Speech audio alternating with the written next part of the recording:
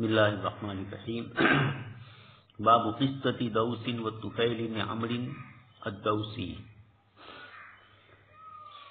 حضرت امام بخاری رحمۃ اللہ علیہ یہ دو باب ہے، اس کے بعد پھر حجۃ الوداع کا ذکر کرتے ہیں۔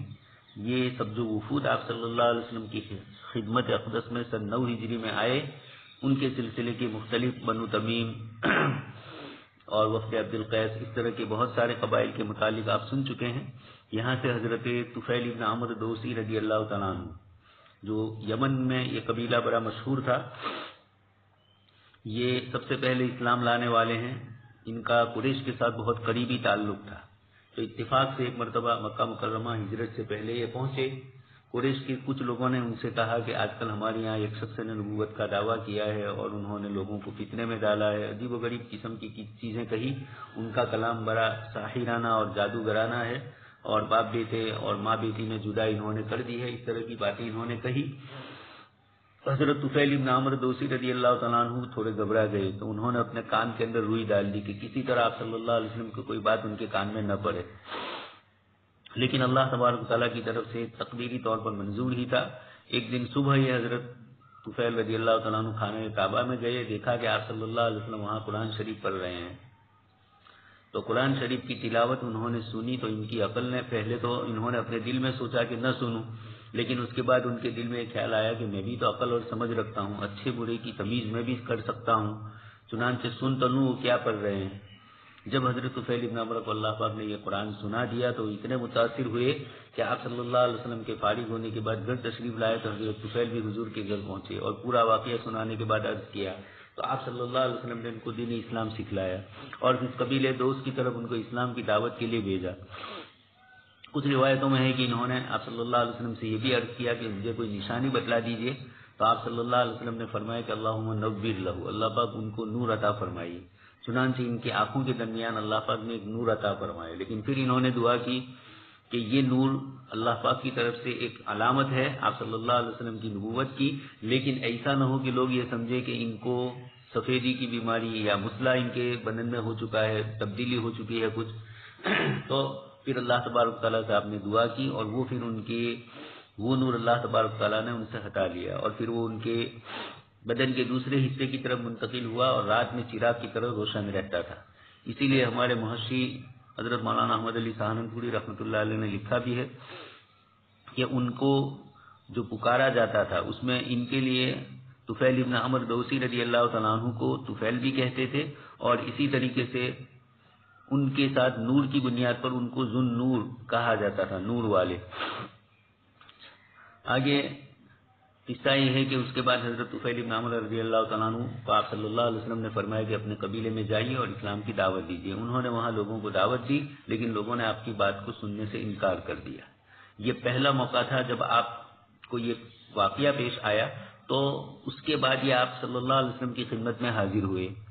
اور پھر آپ صلی اللہ علیہ وسلم سے عرض کیا۔ ابو ہریرہ اس روایت کو نقل کرتے ہیں، ابو ہریرہ رضی اللہ تعالیٰ عنہ بھی طفیل بن عمرو دوسی رضی اللہ تعالیٰ عنہ کی دعوت ہی کی بنیاد پر اسلام لائے ہیں۔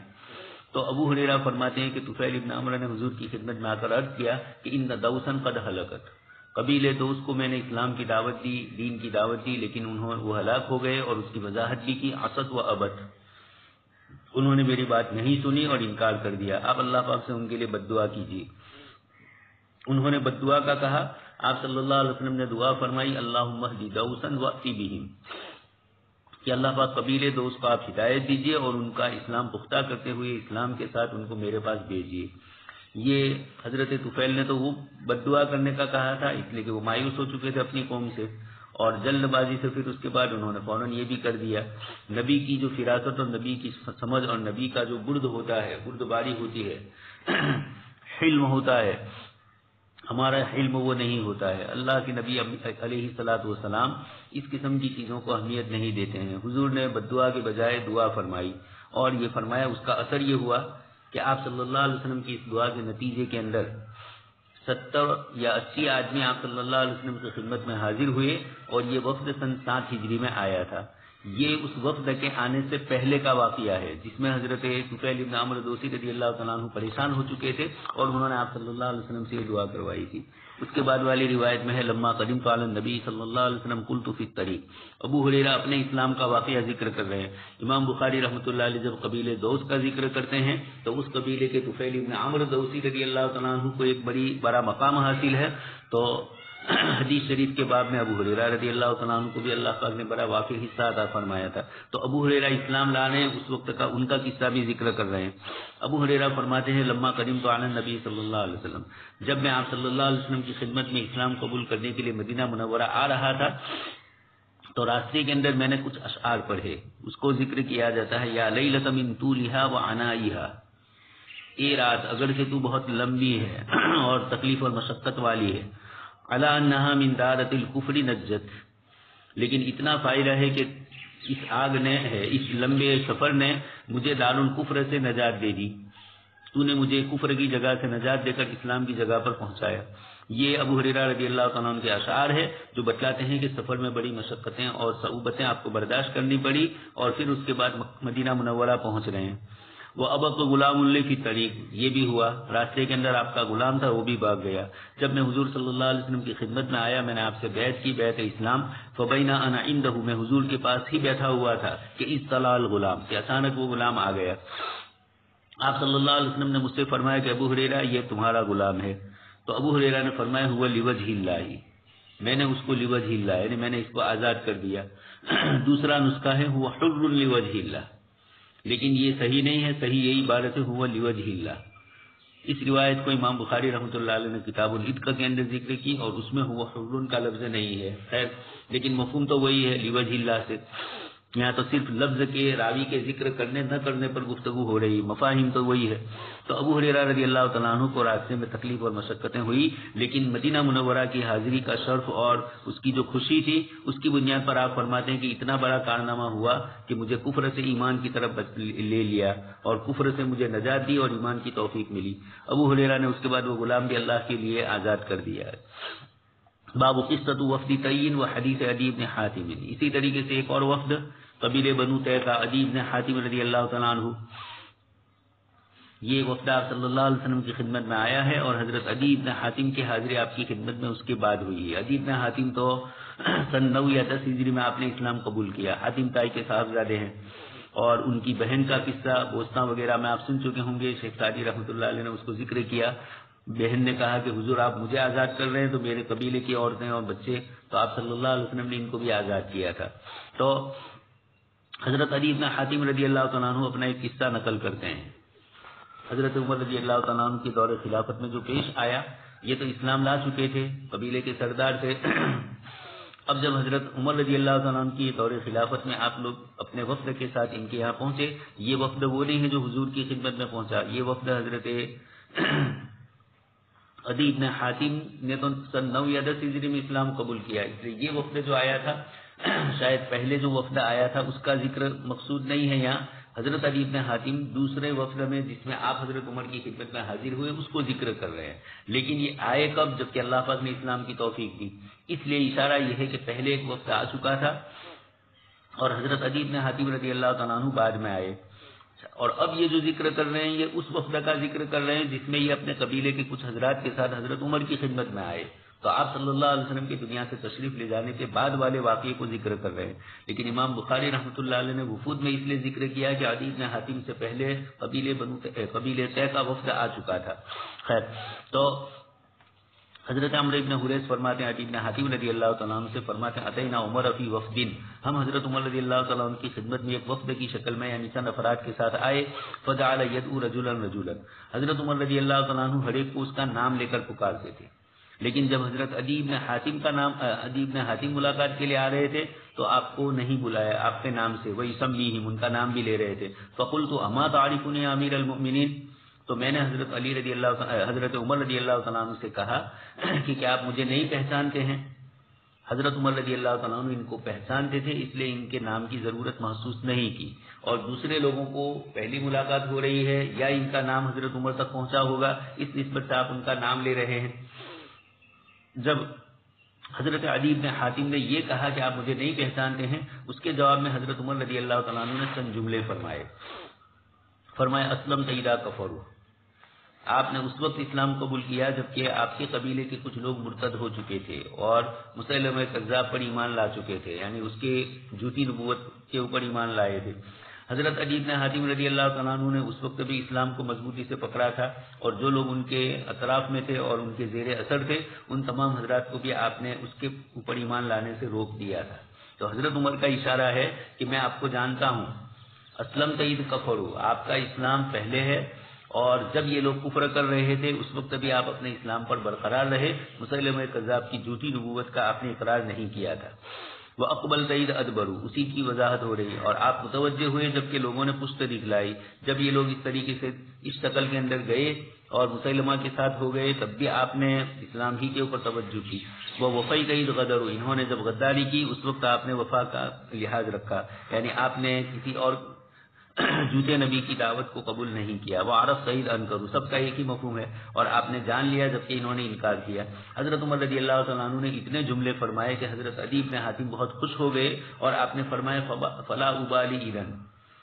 آپ نے جب میرا نام نہیں لیا تھا لیکن آپ میری اتنی صفات ذکر کر رہے ہیں اور آپ کو میری پل پل کی اور میرے ہر حال کی خبر ہے، اس بنیاد کے اوپر مجھے خوشی ہے کہ آپ نے یہ جو تعریفی اور توصیفی جملے میرے لیے استعمال فرمائے، یہ میرے لیے آخرت کا بھی ذخیرہ ہے، دنیا میں بھی تعارف کے لیے بہت بڑی چیز ہے۔ یہ آخرت کی چیزوں سے اور دینی امور سے خوش ہونے والے حضرات تھے، اس لیے حضرت عمر کے یہ جملے انہوں نے پسند کیے۔ امام بخاری رحمۃ اللہ علیہ کی شرط کے مطابق یہ روایتیں تھیں، اس لیے امام بخاری رحمۃ اللہ علیہ نے اس روایت کو پیش کیا، اور دوسری وہ روایتیں جو ہم تاریخی اعتبار سے پڑھتے ہیں اور دوسرے حضرات اس کو نقل کرتے ہیں، وہ چونکہ امام بخاری رحمۃ اللہ علیہ کی شرط کے مطابق نہیں تھی، اس لیے حضرت عدی بن حاتم رضی اللہ تعالیٰ عنہ کے اسلام لانے کے بعد والی جو روایت ہے حضرت عمر کے دربار میں پہنچنے کی، اس کو ذکر کیا۔ حضرت عدی بن حاتم کی دوسری روایتیں آپ ہدایہ میں سن چکے ہیں، بہت سارے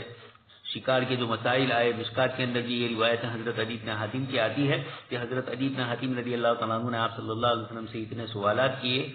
شکار کے سلسلے کے کہ ہم پوری امت مسلمہ کی طرف سے کفایت کر گیا، اور آپ صلی اللہ علیہ وسلم نے ان سوالات کے جواب دیے تو امت کے لیے یہ علوم حضرت عدی بن حاتم رضی اللہ تعالیٰ عنہ کے حوالے سے ہی کھلے ہیں۔ مشکات وغیرہ کی روایتوں میں اور جہاں بھی کتاب الصید والذبائح آتا ہے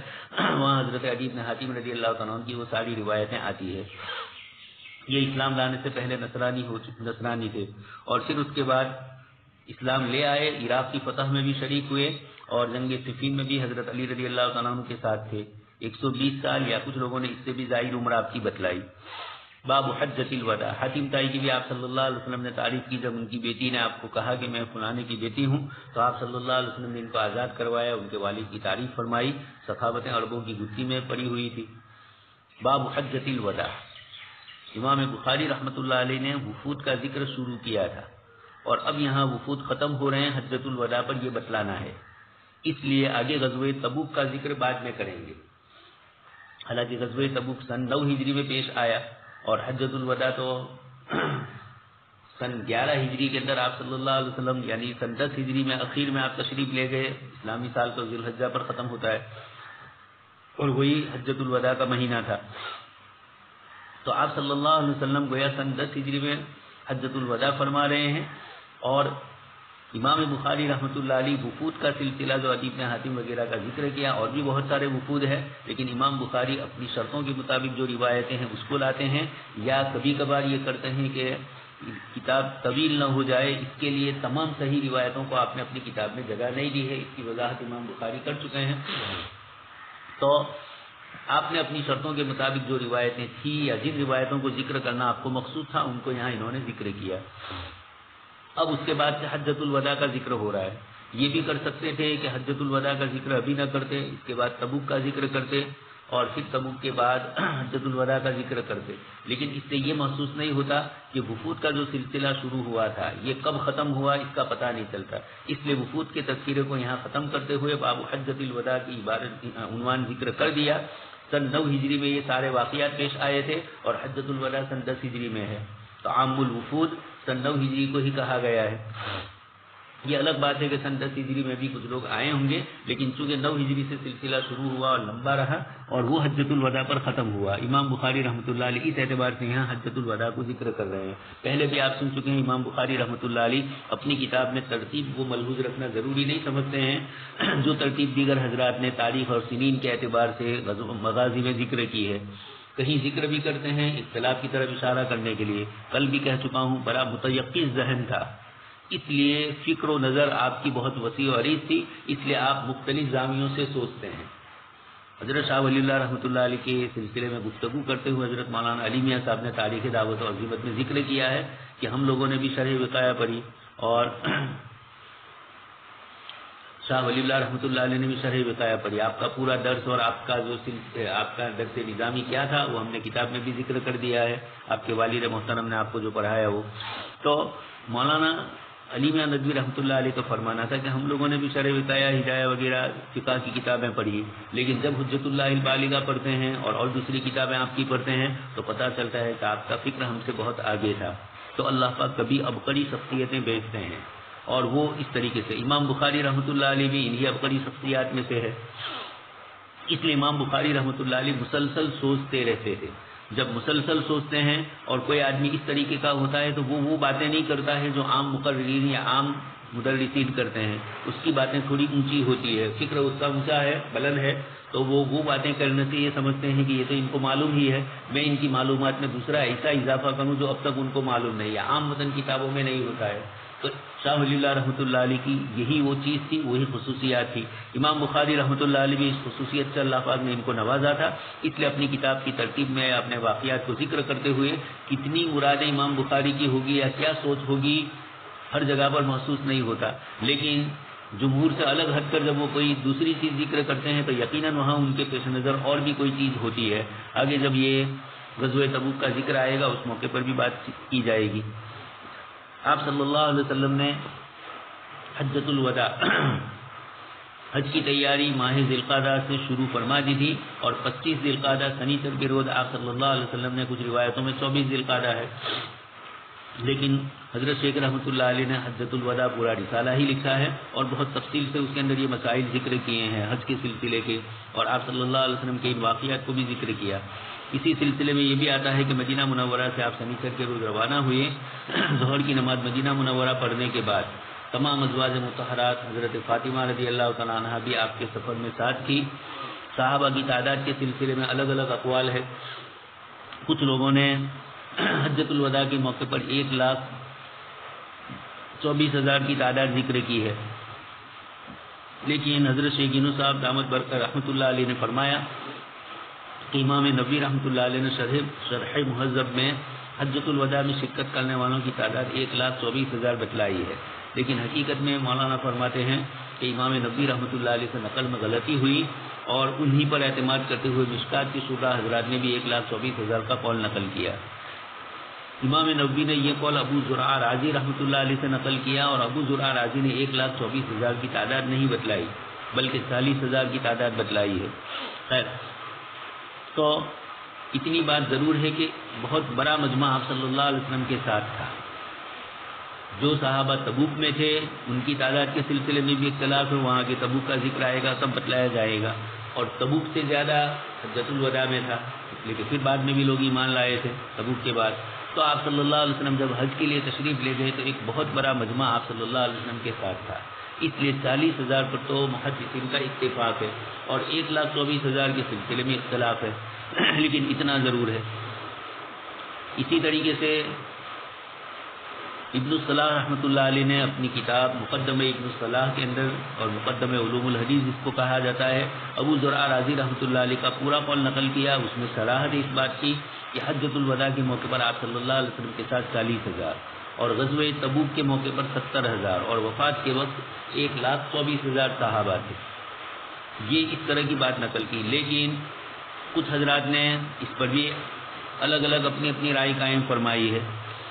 مکہ اور مدینہ کا یہ سفر آپ صلی اللہ علیہ وسلم کا 9 دن کا رہا. ذی الحجہ کے 4 روز بروز اتوار آپ مکہ مکرمہ میں داخل ہوئے. ذی القعدہ کی 25 تاریخ کو سنیچر سے روانہ ہوئے تھے اور اس مہینے کی 25، 26، 27، 28 اور 29 یہ 5 دن اور ذی الحجہ کے 4 دن 7 ذی الحجہ کو آپ صلی اللہ علیہ وسلم مکہ مکرمہ تشریف فرما ہوئے، اور اس سال 9 ذی الحجہ کا جمعہ کا دن تھا، عرفہ کا جو دن تھا وہ جمعہ کا واقع ہو رہا تھا۔ آگے اس کے بعد آپ صلی اللہ علیہ وسلم کا خطبہ حجۃ الوداع بھی علماء نے ذکر کیا، امام بخاری رحمۃ اللہ علیہ اس میں سے کچھ حصہ نقل کریں گے تو وہاں بھی موجود ہے وہ۔ پہلی روایت حضرت عائشہ صدیقہ رضی اللہ تعالیٰ عنہ فرماتی ہے خرجنا مع رسول اللہ صلی اللہ علیہ وسلم فی حجۃ الوداع، ہم لوگ آپ صلی اللہ علیہ وسلم کے ساتھ نکلے حجۃ الوداع کے لیے، جو میں نے آپ کو کہا 25 ذی القعدہ کو۔ فاحللنا بعمرۃ، پہلے ہم نے عمرہ کا احرام باندھا۔ ثم قال رسول اللہ صلی اللہ علیہ وسلم من کان معه حج فلیحلل بالحج مع العمرۃ۔ عامةً دیگر حضرات یہ فرماتے ہیں کہ آپ صلی اللہ علیہ وسلم نے سب سے پہلے حج ہی کی نیت سے روانہ ہوئے تھے مکہ مکرمہ کے لیے، اور جب مکہ کے قریب پہنچے تو اللہ پاک کی طرف سے اس حج کو عمرہ سے تبدیل کرنے کا حکم ہوا، یعنی عمرہ کی نیت کی جائے۔ تو اب عمرہ کی نیت کرنے والے 2 قسم کے حضرات تھے، ایک تو وہ جن کو عمرہ کرنے کے بعد حلال ہونا تھا، جو ہدی لے کر نہیں گئے تھے، اور ایک آپ صلی اللہ علیہ وسلم، حضرت علی اور دیگر کچھ صحابہ کرام ہیں جن کے ساتھ ہدی بھی تھی، تو انہوں نے بھی پہلے عمرہ ہی کا احرام باندھا اور پھر اس کے بعد حج کا اسی کے ساتھ، یعنی حج اور عمرہ کا مجموعی طور پر قران کیا یا تمتع کیا۔ حضرت شیخ رحمۃ اللہ علیہ نے اس پر تفصیلی گفتگو کی ہے حجۃ الوداع میں۔ تو حضرت عائشہ رضی اللہ تعالیٰ عنہ فرماتی ہے فاحللنا بعمرۃ، یہ اختصار کے ساتھ کام لے رہی ہے کہ پہلے حج کا احرام باندھا تھا، اس کے بعد مکہ سے پہلے آتے ہوئے عمرہ کا احرام باندھا، اور پھر عمرہ میں بھی ہدی نہیں لے گئے تو احلال بھی ہوا، اور پھر اس کے بعد 4 ذی الحجہ کو پھر دوبارہ حج کا احرام باندھا گیا۔ اور اسی سلسلے میں کتاب الحج میں آپ روایتیں بھی پڑھیں گے، صحابہ کرام کو عجیب لگ رہا تھا کہ حج کے سفر میں جائے تو پورا سفر حج ہی کا ہوتا ہے اور پورے سفر میں احرام کے ساتھ ہوتے ہیں، اور یہ کیا کہ عمرہ کر لیا پھر اس کے بعد حلال ہو گئے۔ اللہ پاک کا شکر ہے کہ آپ صلی اللہ علیہ وسلم کو اللہ پاک کی طرف سے یہ حکم ہوا، اور ہم جیسے کمزور لوگوں کے لیے جو احرام میں اتنی لمبی مدت نہیں رہ سکتے ہیں، اللہ تبارک و تعالیٰ نے فضل فرمایا کہ عمرہ کر لیا پھر حلال ہو گئے، اور پھر حج کے 4-5 دن میں ہی احرام باندھنا ہے تو ہمارے لیے آسانی ہے۔ لیکن صحابہ کرام چونکہ اس زمانے میں معمول یہی تھا احرام کا، اس لیے ان حضرات نے کچھ نے کہا بھی تقترو کہ عجیب و غریب ہے، ایک طرف ہم حج کے سفر میں بھی ہے اور اپنی عورتوں سے صحبت کر کے ذکورنا تقتر لفظ موجود ہے صحابی رضی اللہ تعالیٰ عنہ کا، لیکن یہ اللہ پاک کی طرف سے اس امت کے لیے احسان اور فضل ہے، کسی قسم کے گناہ میں جوان لوگ بھی مبتلا نہ ہو اور اس کے ساتھ ساتھ اپنی ضروریات پوری کر لیں، یا ایک عمرہ کا جو اس کی جو اصول اور آداب اور ضابطے ہیں عمرہ احرام کے، ان ضابطوں میں بھی کم سے کم دن رہا جائے، یہ کمزور لوگوں کے لیے راحت اللہ پاک کی طرف سے فرمائی گئی۔ خیر، حضرت عائشہ رضی اللہ تعالیٰ عنہ فرماتی ہے من کان معه حج فلیحلل بالحج مع العمرۃ، جن کے پاس حجی ہے وہ تو حج اور عمرہ دونوں کا احرام باندھیں گے، اور ثم لا يحل حتى يحل منهما جميعا، پھر اس سفر کے اندر حجی لے کر گئے ہیں اس لیے عمرہ سے فارغ ہو کر بھی احرام نہیں کھلنے والا ہے، یہ تسلسل چلے گا، حج کے احرام کے ساتھ یہ مل جائے گا، اور حج کے اختتام کے اوپر ہی احرام کھولنا ہوگا۔ فقدمت معه مکہ وانا حائض، حضرت عائشہ رضی اللہ تعالیٰ عنہ فرماتی ہے کہ میں حضور کے ساتھ مکہ مکرمہ پہنچی، اور مکہ مکرمہ پہنچنے سے پہلے ہی ان کو حیض آنا شروع ہوا، ولم اطب بالبیت، اور اس لیے وہ بیت اللہ کا طواف نہیں کر سکی۔ آپ صلی اللہ علیہ وسلم اور دیگر صحابہ کرام نے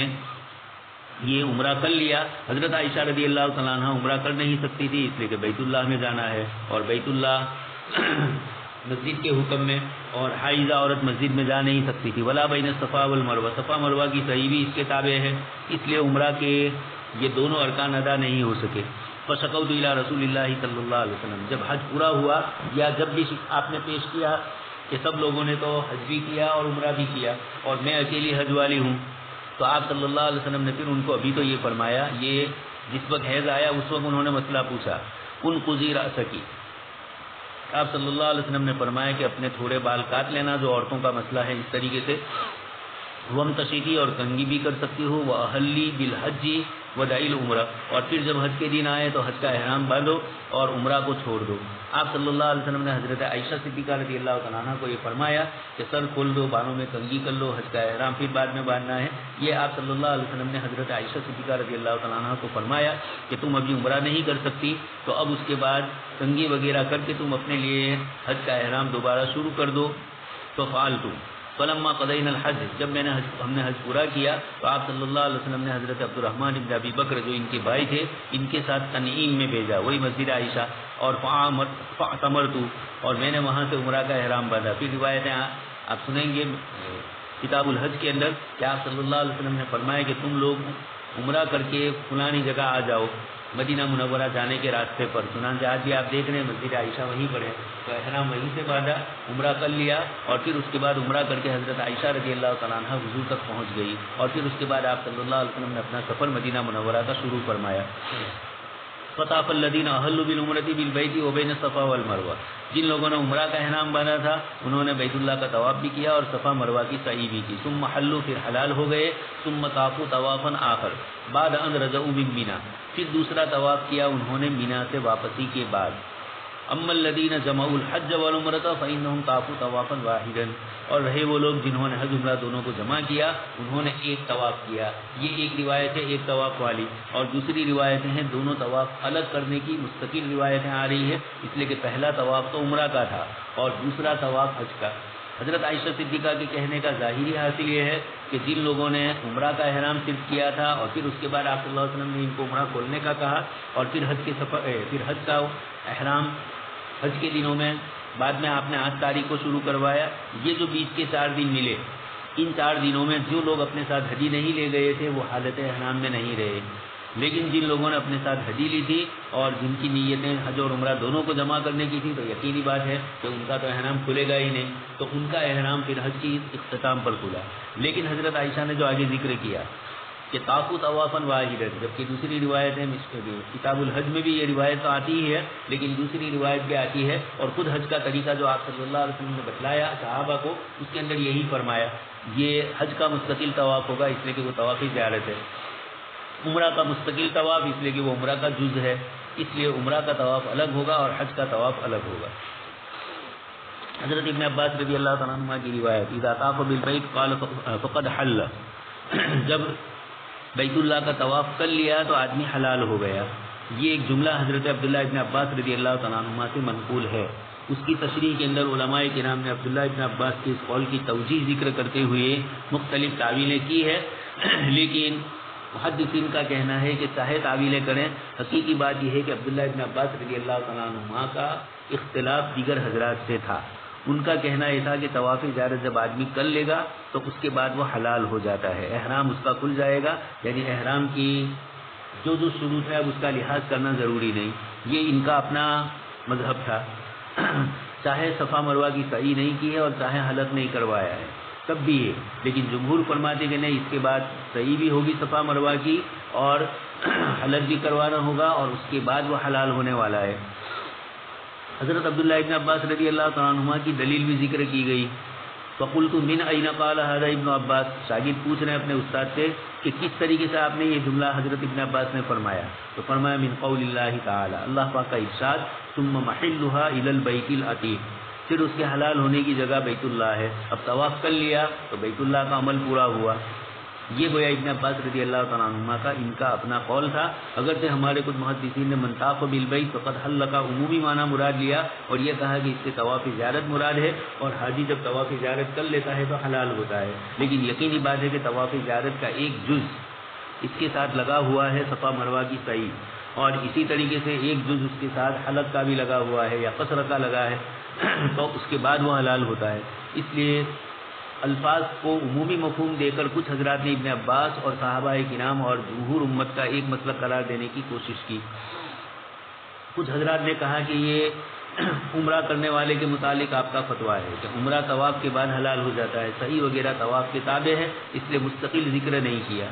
اور یہی مراد ہے کہ طواف اور طواف انجام دینے کے بعد وہ حلال ہو جاتا ہے، تو چاہے لفظوں میں ذکر نہیں کیا لیکن صحیح بھی اس کے ضمن میں شامل ہے۔ لیکن زیادہ مناسب یہ ہے کہ ابن عباس رضی اللہ تعالیٰ عنہ کے اختلاف کو واضح رکھا جائے اور یہی سمجھا جائے کہ ابن عباس رضی اللہ تعالیٰ عنہ کا اپنا یہ مسلک تھا، لیکن دیگر صحابہ کرام اور جمہور امت اور ائمہ مجتہدین کا یہ مسلک نہیں ہے۔ ایک تو یہ، اور دوسرا یعنی ایک تو آیت کریمہ ثم محلها الى البیت العتیق، اور دوسری روایت آپ صلی اللہ علیہ وسلم کی اپنے صحابہ کو یہ حکم فرمانا ان یحلوا فی حجۃ الوداع، کہ وہ حلال ہو جائیں حجۃ الوداع میں۔ لیکن یہ یحل بحجۃ الوداع میں بھی آپ صلی اللہ علیہ وسلم کی ارشاد کا مطلب یہی ہے کہ مکمل طور پر صفا مروہ کی سعی وغیرہ ہو جائے. یہ ساری چیزیں اجمالاً آپ صلی اللہ علیہ وسلم نے فرمایا. تو حلال ہونے کا تو حکم دیا، لیکن کب ہے؟ جب وہ سارے ارکان ادا کرنے کے بعد ہی ہے. عملاً بھی آپ صلی اللہ علیہ وسلم اور صحابہ کرام نے بعد میں ہی کیا ہے. اس لیے آپ صلی اللہ علیہ وسلم کا امر ارشادی اور آپ صلی اللہ علیہ وسلم کا فعل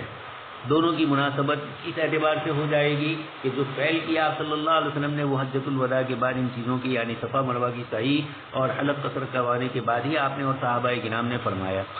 ابن عباس رضی اللہ تعالیٰ عنہما نے اس کو لفظ کے اوپر محمول کر کے کہ الی البیت العتیق اور ان یحلوا فی حجۃ الوداع، یہ یقینی بات ہے، لیکن دونوں جگہ پر بیت عتیق سے مراد مطلق کعبہ تک پہنچنا نہیں ہے. جیسے عید کے دن ہم لوگ جائیں شیطان کو کنکری مارنے کے بعد بیت اللہ کا طواف اور صفا مروہ کی سعی. اب تو آسان وہی ہے جوانوں کے لیے، اور اب تو راستے بھی کافی کشادہ ہو گئے، شیطان بھی بڑا ہو گیا اور شیطان کی منزلیں بھی اوپر نیچے بہت ہو گئی، اس لیے وہ پریشانی نہیں رہی. اور پھر ون وے ہوتا ہے، جب گئے تو پھر اس کے بعد بہت آگے مکہ مکرمہ سے بالکل آپ قریب پہنچیں گے، وہاں جا کر آپ کو پھر اندر دوبارہ آنا ہے اور بھیڑ بھاڑ بھی بہت ہوتی ہے. تو ایسے موقع پر مناسب یہ ہوتا ہے کہ اب بیت اللہ پہنچ ہی گئے ہیں تو طواف اطمینان سے کر لیا جائے. لیکن یہ مطلب نہیں ہے کہ بیت اللہ کا طواف کر کے اب ساری چیزیں آپ کے لیے حلال ہو گئی. بیت اللہ کا طواف کرنے کے ساتھ صفا مروہ کی سعی بھی ضمناً آ ہی جائے گی اور حلق قصر وغیرہ کا ضمن بھی ضمناً آ ہی جائے گا. قلت انما کان ذلک بعد المحرم. راوی فرماتے ہیں ابن جریج رحمۃ اللہ علیہ اپنے استاد سے کہ میں نے اپنے استاد سے کہا کہ انما کان ذلک بعد المحرم، یہ سب عمل تو عرفہ کے دن کے بعد ہے. تو قال کان ابن عباس یراہ قبل و بعد. فرماتے ہیں ابن جریج سے ان کے استاد نے فرمایا کہ نہیں ایسا نہیں ہے. ابن عباس رضی اللہ تعالیٰ عنہ کا اپنا مسلک یہ تھا کہ آدمی بیت اللہ کے طواف کے بعد حلال ہو جاتا ہے، قبل و بعد، وقوف عرفات سے پہلے بھی اور وقوف عرفات کے بعد بھی. اس لیے حضرت عبداللہ ابن عباس رضی اللہ تعالیٰ عنہ کے علاوہ کسی اور کا یہ مسلک نہیں ہے. ان کے یہاں صرف طواف قدوم سے ہی آدمی حلال ہو جاتا ہے. کچھ لوگوں نے یہ کہا اور کچھ نے کہا کہ نہیں عرفات میں ٹھہرنا ان کے یہاں بھی ضروری ہے اور حلق وغیرہ، لیکن فتویٰ وہی ہے.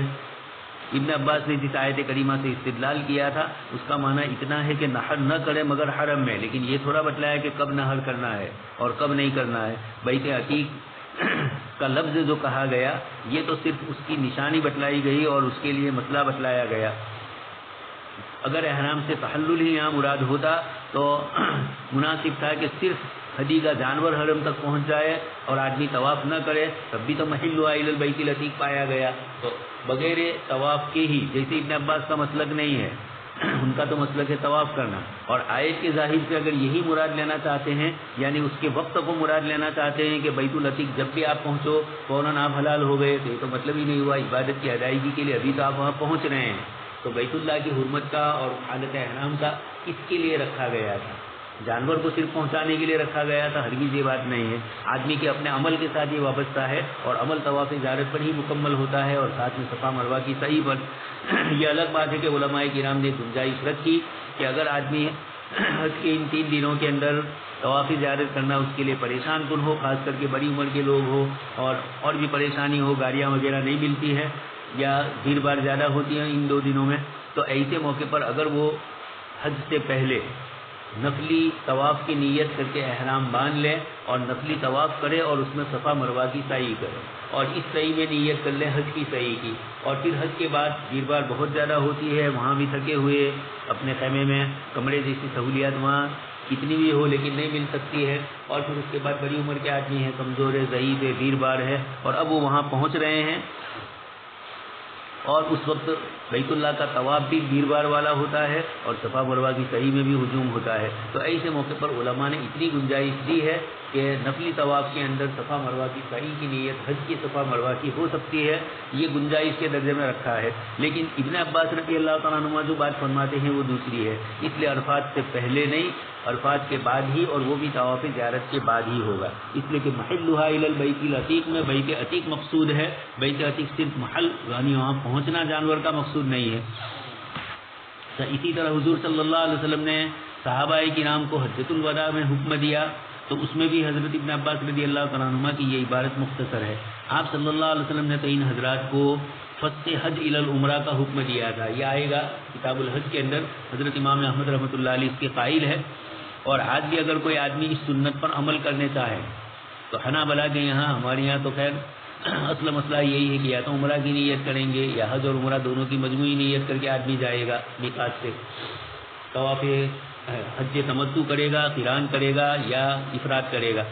لیکن حضرت امام احمد رحمۃ اللہ علیہ کے یہاں یہ بھی ہے کہ یعنی اس سنت، چونکہ وہ ظاہری روایتوں پر بھی عمل کرنے والے حضرات ہیں، تو وہ یہ فرماتے ہیں کہ آپ صلی اللہ علیہ وسلم اور صحابہ کرام چونکہ سب سے پہلے حج کی نیت سے نکلے تھے اور پھر مکہ مکرمہ پہنچنے سے پہلے اس حج کو فسخ کر کے عمرہ میں تبدیل کر دیا گیا. اور پہلے عمرہ کرو، اس کے بعد حلال ہونے والے حلال ہو، اور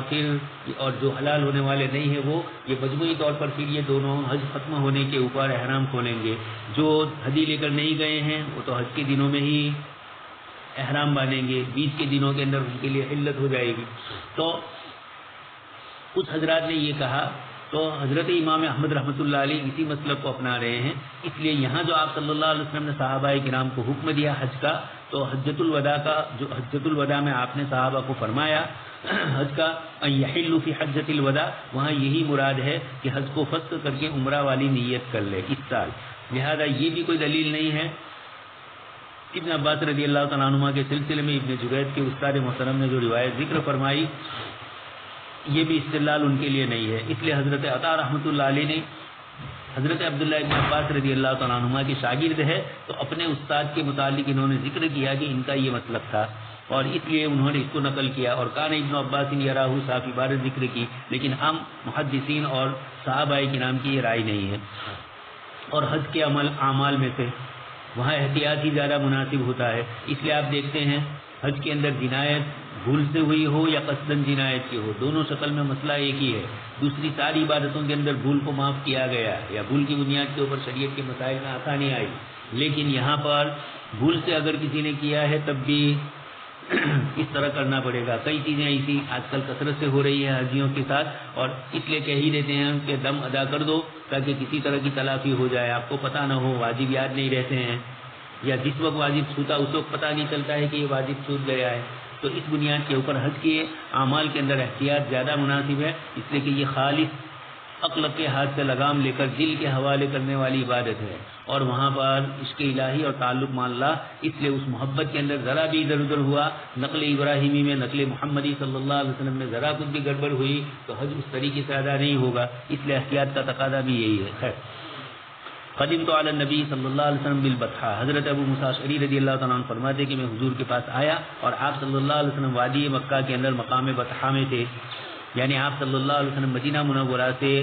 حجۃ الوداع کی نیت کرتے ہوئے آپ صلی اللہ علیہ وسلم مقام بطحہ میں پہنچ چکے تھے، روایت سن چکے ہیں. اور ابو موسیٰ اشعری رضی اللہ تعالیٰ عنہ یمن میں تھے، وہ وہاں سے آپ صلی اللہ علیہ وسلم کے ساتھ حج میں شریک ہو رہے ہیں اور ان کے ساتھ جانور نہیں ہے. نام کیف احللت، آپ نے فرمایا کہ تم نے کیسے احرام کی نیت کی، یعنی حج کرو گے؟ تو کہا جی ہاں. تو کہا کہ لبیک باحلال کا احلال رسول اللہ، میں اسی طریقے سے احرام باندھتا ہوں جیسے آپ صلی اللہ علیہ وسلم نے باندھا. یعنی مجھے معلوم نہیں تو میں نے نیت حضور والی کر لی تھی. حضور نے فرمایا کہ نہیں، یہاں طب بالبیت وبالصفا والمروہ ثم حل، آپ عمرہ کر لیجیے اور پھر حلال ہو جائیے. فطفت بالبیت وبالصفا والمروہ واتیت امرأة من قیس، اس سے پہلے بھی آ چکا ہے. ان کے خاندان کی کوئی محرم عورت تھی جنہوں نے ان کے بال کنگھی کی جوئیں دیکھی. من قیس، قبیلے قیس ہی کی تھی. ففلت رأسی، انہوں نے میرے سر کی جوئیں دیکھی. خاندانی عورت تھی، بڑی عمر کی تھی، محرم تھی، اس لیے کوئی اشکال ہی نہیں ہے. حضرت عبداللہ اور خود صحابی رضی اللہ تعالیٰ عنہ جب یہ صاف روایت میں فرما رہے ہیں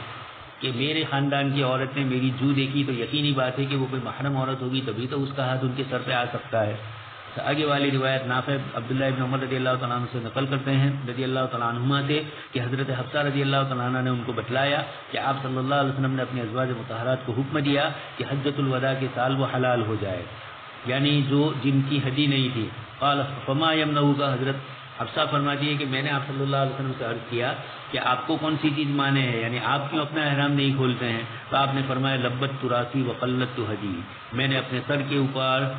گوند چپکا دیا ہے اور میں نے اپنی ہدی کے جانور کے اوپر بھی قلت، بال نہ اڑے اس کے لیے تلبید ہوتی ہے. روایتیں آپ سن چکے ہیں مشکات وغیرہ میں اور ہدایہ میں بھی یہ مسئلے کتاب الحج میں آتے ہیں. وقلت حجی، اور اپنے جانور کو قلادہ بھی باندھ دیا ہے، چمڑے کا جوتا یا اور کوئی چیز ڈال لیتے تھے جو نشانی ہوتی تھی کہ یہ حج کا جانور ہے. خیر تو ولل قلائد ولا آمین البیت، قرآن کی آیت بھی سن چکے ہیں آپ.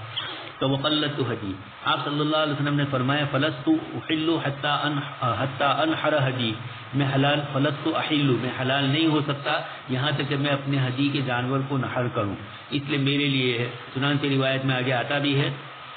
کتاب الحج کے اندر کہ آپ صلی اللہ علیہ وسلم فرماتے ہیں کہ اگر مجھے اپنے معاملے کا پہلے سے علم ہوتا تو میں وہ نہ کرتا جو ہوا، لیکن یہ سب اللہ پاک کی طرف سے ہوا تھا، اس لیے آپ صلی اللہ علیہ وسلم نے یہ عمل فرمایا. اس کے بعد والی روایت ابن عباس رضی اللہ تعالیٰ عنہ فرماتے ہیں کہ قبیل قسم کی ایک عورت آئی، اس نے مسئلہ پوچھا آپ صلی اللہ علیہ وسلم سے حجۃ الوداع کے سفر میں. والفضل بن عباس ردیف، اور حضرت فضل ابن عباس رضی اللہ تعالیٰ عنہ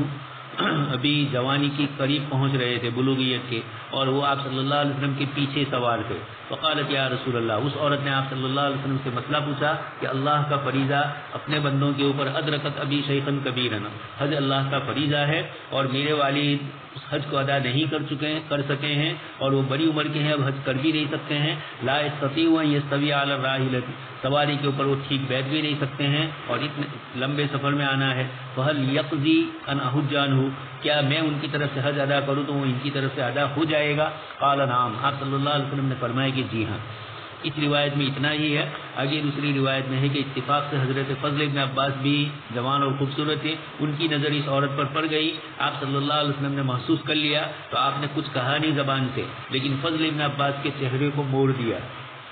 یہ ادب اور سلیقہ سکھلایا جاتا ہے. کسی کو ایک دم کسی گناہ میں مبتلا ہے، یا تو اس گناہ کا پتہ نہیں ہے یا اتفاقی طور پر نظر پڑ گئی، یا ایک النظرۃ بان النظرہ، آپ سن چکے ہیں لا تتبع النظر النظرۃ.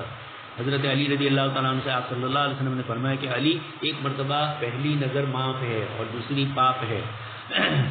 ایک نظر اتفاقی پڑ گئی اس میں کوئی حرج نہیں، لیکن جب دوسری مرتبہ ہوئی تو فضل ابن عباس کی نگاہوں کو اللہ کے نبی صلی اللہ علیہ وسلم نے پھیر دیا. تو اگر اس طرح کا شاگرد سے مرید سے کوئی گناہ ہو جائے اور یا تو وہ قریب البلوغ تھے یا بالغ ہو چکے تھے لیکن ابھی شریعت مطہرہ کی یعنی اتفاقی ہی نظریں تھی. خیر یہاں مسئلہ بتلایا حج بدل کا، اور آپ سن چکے ہیں حج بدل کی تمام ائمہ کی یہاں گنجائشیں ہیں، اس لیے کہ آپ صلی اللہ علیہ وسلم کی روایت سے خود ہی اس کا پتہ چلتا ہے. اس کے بعد والی روایت حضرت عبداللہ ابن عمر رضی اللہ تعالیٰ عنہ فرماتے ہیں اقبل النبی صلی اللہ علیہ وسلم عام الفتح، اللہ کے رسول صلی اللہ علیہ وسلم فتح مکہ کے سال تشریف لائے. وہ مردف اسامۃ علی القصوى، اور آپ صلی اللہ علیہ وسلم نے حضرت اسامہ رضی اللہ تعالیٰ عنہ کو اپنی قصوہ اونٹنی پر بٹھایا. وہ معه بلال و عثمان بن طلحہ، آپ کے ساتھ حضرت بلال بھی تھے، حضرت عثمان ابن طلحہ بھی تھے. حتی اناق عند البیت، یہاں تک کہ آپ صلی اللہ علیہ وسلم نے اپنے اونٹ کو بٹھایا بیت اللہ کے پاس. روایت آ چکی ہے فتح مکہ کی ضمن میں. یہاں امام بخاری رحمۃ اللہ علیہ اس روایت کو پھر یہاں پر لے آئے اور دونوں سندوں کے ساتھ اس کو الگ الگ ہے. آپ صلی اللہ علیہ وسلم کی اس روایت کو یہاں پیش کیا. دوسری کتابوں کے اندر یہ روایت موجود ہے اور فتح مکہ میں روایت گزر چکی ہے اور یہ واقعہ بھی فتح مکہ سے متعلق ہے. امام بخاری رحمۃ اللہ علیہ یہاں پہ اس کو حجۃ الوداع میں کیوں ذکر کر رہے ہیں؟ کچھ حضرات نے یہ فرمایا کہ حضرت اختلاف ہے کہ آپ صلی اللہ علیہ وسلم حجۃ الوداع کے موقع پر بیت اللہ میں داخل ہوئے تھے یا نہیں ہوئے. فتح مکہ کے موقع پر تو داخل ہوئے ہیں جس کی اس روایت میں ذکر کیا گیا، لیکن حجۃ الوداع کے موقع پر آپ بیت اللہ میں اندر تشریف لے گئے تھے یا نہیں، اس کے سلسلے میں اختلاف ہے.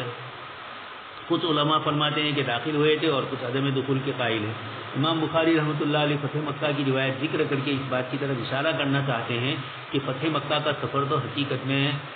مکہ مکرمہ کو فتح کرنے کی نیت سے تھا، حج کی نیت سے نہیں تھا. تب بھی اس سفر میں آپ صلی اللہ علیہ وسلم نے جب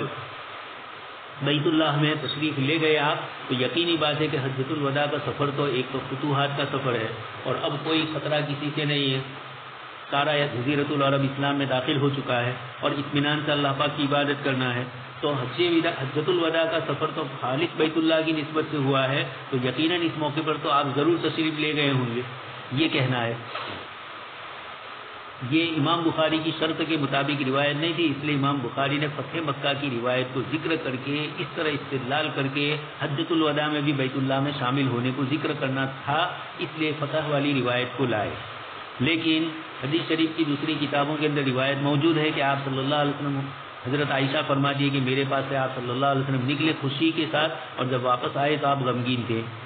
اور پھر آپ نے فرمایا کہ اگر مجھے اس بات کا اندازہ ہوتا جس کا اندازہ مجھے بعد میں ہوا تو میں بیت اللہ کے اندر داخل نہ ہوتا۔ مراد یہ تھی کہ میں جب داخل ہوا ہوں تو میری امت بھی کوشش کرے گی کہ اللہ کے رسول جب بیت اللہ میں داخل ہوئے ہیں تو ہمیں بھی داخل ہونا ہے۔ بیت اللہ میں داخلہ آسان نہیں ہے، آپ جانتے ہیں حج کے جو فوٹو آپ نے دیکھے ہوں گے یا عمرہ کے لیے تشریف لے گئے ہوں گے، تو قریش نے جب اپنی طرف سے بیت اللہ کی تعمیر کی، جو آپ صلی اللہ علیہ وسلم کے نبوت سے پہلے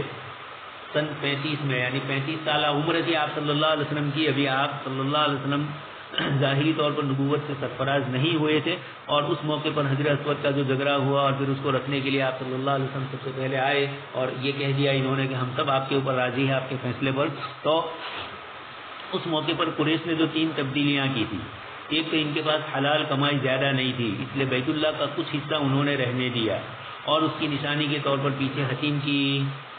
دیوار کر لی ہلال نما، تو ایک تو بیت اللہ کا کچھ حصہ چھوڑ دیا، دوسرا انہوں نے بیت اللہ کے 2 دروازے تھے تو ایک کر دیا، اور تیسرا ہے کہ بیت اللہ میں داخل ہونا آسان تھا، انہوں نے اس کو بالکل اونچا کر دیا، 6 فٹ کا انسان بھی اس کی نیچے کی بیت اللہ کے یعنی صحن سے اگر پیر کھڑا کرے تو بیت اللہ کی دیوار تک جا کر اس کا سر آتا ہے، لیکن وہاں تھوڑی کچھ اوٹی جیسا ہے، اس لیے ہم لوگ اوپر پیر رکھ دیتے ہیں تو تھوڑا دروازے سے اوپر تک آدمی کا ہاتھ بیت اللہ کی چوکھٹ پر پہنچ جاتا ہے۔ تو یہ 3 تبدیلیاں آپ صلی اللہ علیہ وسلم نے فرمائی بھی، اور حضرت عبداللہ ابن زبیر رضی اللہ تعالیٰ عنہ نے اس کے بعد ان 3 تبدیلیوں کو درست بھی کر دیا۔ لولا حدیث و حدیم بالاسلام، اگر تمہاری قوم یہ نئی مسلمان نہ ہوتی تو میں یہ کرتا۔ خیر، اس کے بعد مجھے جو بتلانا ہے کہ آپ صلی اللہ علیہ وسلم اپنی امت کے لیے جو مشقت سمجھ رہے ہیں، چونکہ جس وقت آپ فرما رہے تھے اس وقت بیت اللہ قریشی کی تعمیر کے اوپر تھا، اور بعد میں بھی حجاج ابن یوسف نے اس کو پھر بدل لیا عبداللہ ابن زبیر کی ترتیب کو، اور پھر اس کے بعد ہارون رشید نے امام مالک رحمۃ اللہ علیہ سے گفتگو کی، امام مالک رحمۃ اللہ علیہ نے فرمایا کہ نہیں اس کو ایسے ہی رہنے دو، ورنہ اللہ کا اگر بادشاہوں کا کھلونا بن جائے گا، ایک بادشاہ دوسرے کی مخالفت میں یہ کرے گا دوسرا یہ کرے گا، اور چونکہ حضور سے قولاً ثابت ہے عملاً نہیں ہے، اس لیے جو اس کو رد کرنے والے ہیں ان کو بھی دلیل مل جاتی ہے، اور قول ہے عبداللہ ابن زبیر نے آپ صلی اللہ علیہ وسلم کے ارشاد کو سنا تھا حضرت عائشہ صدیقہ رضی اللہ تعالیٰ عنہ سے، اس لیے انہوں نے وہ کیا۔ خیر، تو ابھی ہمارے لیے وہاں پہنچنا بہت مشکل ہے، اس لیے آپ صلی اللہ علیہ وسلم اپنی امت کے اوپر رحم فرمانے والے تھے، فرمایا کہ اگر میں بیت اللہ میں داخل نہ ہوتا تو میری امت بھی داخل نہ ہوتی، لیکن میں داخل ہو گیا تو مجھے پریشانی ہے، غم ہے مجھے اس بات کا کہ میری امت اپنے آپ کو مشقت میں ڈالے گی، لیکن حکومت کے نظام یہ ایسے ہیں اور اکیلے بغیر سیڑھی لگائے ہوئے آپ کر بھی نہیں سکتے اتنا اونچا ہے، اور دروازے ہی بند رکھتے ہیں، اور جب کھولتے ہیں تو لوگوں کو کبھی کبھار موقع مل جاتا ہے، بہت سارے ہمارے حج عمرہ کرنے والے حضرات کو موقع مل گیا ہے، انہوں نے بتلایا بھی کہ اندر گئے اور اس طریقے سے ہے۔ اب تو اندر کیا ہے کس طریقے کا ہے، ابھی پھر یہ لاک ڈاؤن کے اندر انہوں نے پھر صفائی کی اور کلر وغیرہ دیا اور بہت اچھی طریقے سے اس کو کیا، تو اس کے فوٹو بھی ابھی آ گئے ہیں، جو لوگ وہاں رہتے ہیں انہوں نے اس کے فوٹو بھی لے لیے، اسی طرح غار ہرا کو بھی بہت صاف صفائی کی انہوں نے اور اس طریقے سے اس کو منظم طریقے سے پیش کیا۔ تو امام بخاری رحمۃ اللہ علیہ گویا کہنا چاہتے ہیں کہ جب فتح مکہ کے موقع پر آپ صلی اللہ علیہ وسلم نے بیت اللہ میں داخلہ لیا تو یقیناً اس موقع پر تو اور زیادہ آپ صلی اللہ علیہ وسلم کے لیے کوئی کسی قسم کی رکاوٹ اور کوئی خطرے نہیں تھے، اسی کو ذکر کر رہے ہیں آگے۔ ثم قال علی عثمان، پھر آپ صلی اللہ علیہ وسلم نے حضرت عثمان کو جو چابی والے تھے قبیلہ شیبی، تو حضرت عثمان کو ان کو آپ نے فرمایا کہ ائتنا بالمفتاح، چابی لے آؤ، فجاؤ بالمفتاح، وہ چابی لائے، آپ صلی اللہ علیہ وسلم کے دروازہ کھولا گیا، روایت گزر چکی ہے، حضرت اسامہ، حضرت بلال اور حضرت عثمان اور آپ صلی اللہ علیہ وسلم 4 حضرات اس میں داخل ہوئے، پھر دروازہ اندر سے بند کر دیا اور ایک لمبی مدت تک آپ صلی اللہ علیہ وسلم اللہ پاک کی عبادت میں مشغول ہوئے، ثم خرج، پھر نکلے اندر سے، فابتدأ الناس الدخول، لوگوں نے جلدی کی بیت اللہ میں داخل ہونے کی، فسبقتهم، ابن عمر فرماتے ہیں کہ میں آگے بڑھ گیا۔ پھر اس کے بعد میں نے حضرت بلال سے پوچھا، جو روایت آپ سن چکے ہیں کہ دروازے کے پیچھے ہی کھڑے تھے، میں نے پوچھا کہ آپ صلی اللہ علیہ وسلم نے کہاں نماز پڑھی، تو انہوں نے فرمایا صلی بین ذینک العمودین المقدمین، دو دو ستون کی لائن تھی، یعنی پہلے 2 ستون، پھر دوسرے 2 ستون اور پھر تیسرے 2 ستون. دروازے سے آپ جائیں تو 6 ستون آپ صلی اللہ علیہ وسلم کے زمانے میں اندر تھے، ابھی بھی ہے وہ. اب ان لوگوں نے تھوڑی کچھ ترتیب بدل دی ہے، لیکن اتنا کر دیا ہے. جیسے ابھی میں نے 2-3 دن پہلے اس کا فوٹو دیکھا جو ابھی نئی ترتیب انہوں نے کی، تو یہ بتلایا گیا کہ مصلی جیسی شکل ہی بنا دی ہے نیچے، تاکہ ہر ایک کو معلوم ہو جائے کہ اس جگہ پر اللہ کے نبی صلی اللہ علیہ وسلم نے نماز پڑھی ہے. جو ہمارا ہندوستان سے جانے والے حاجیوں کا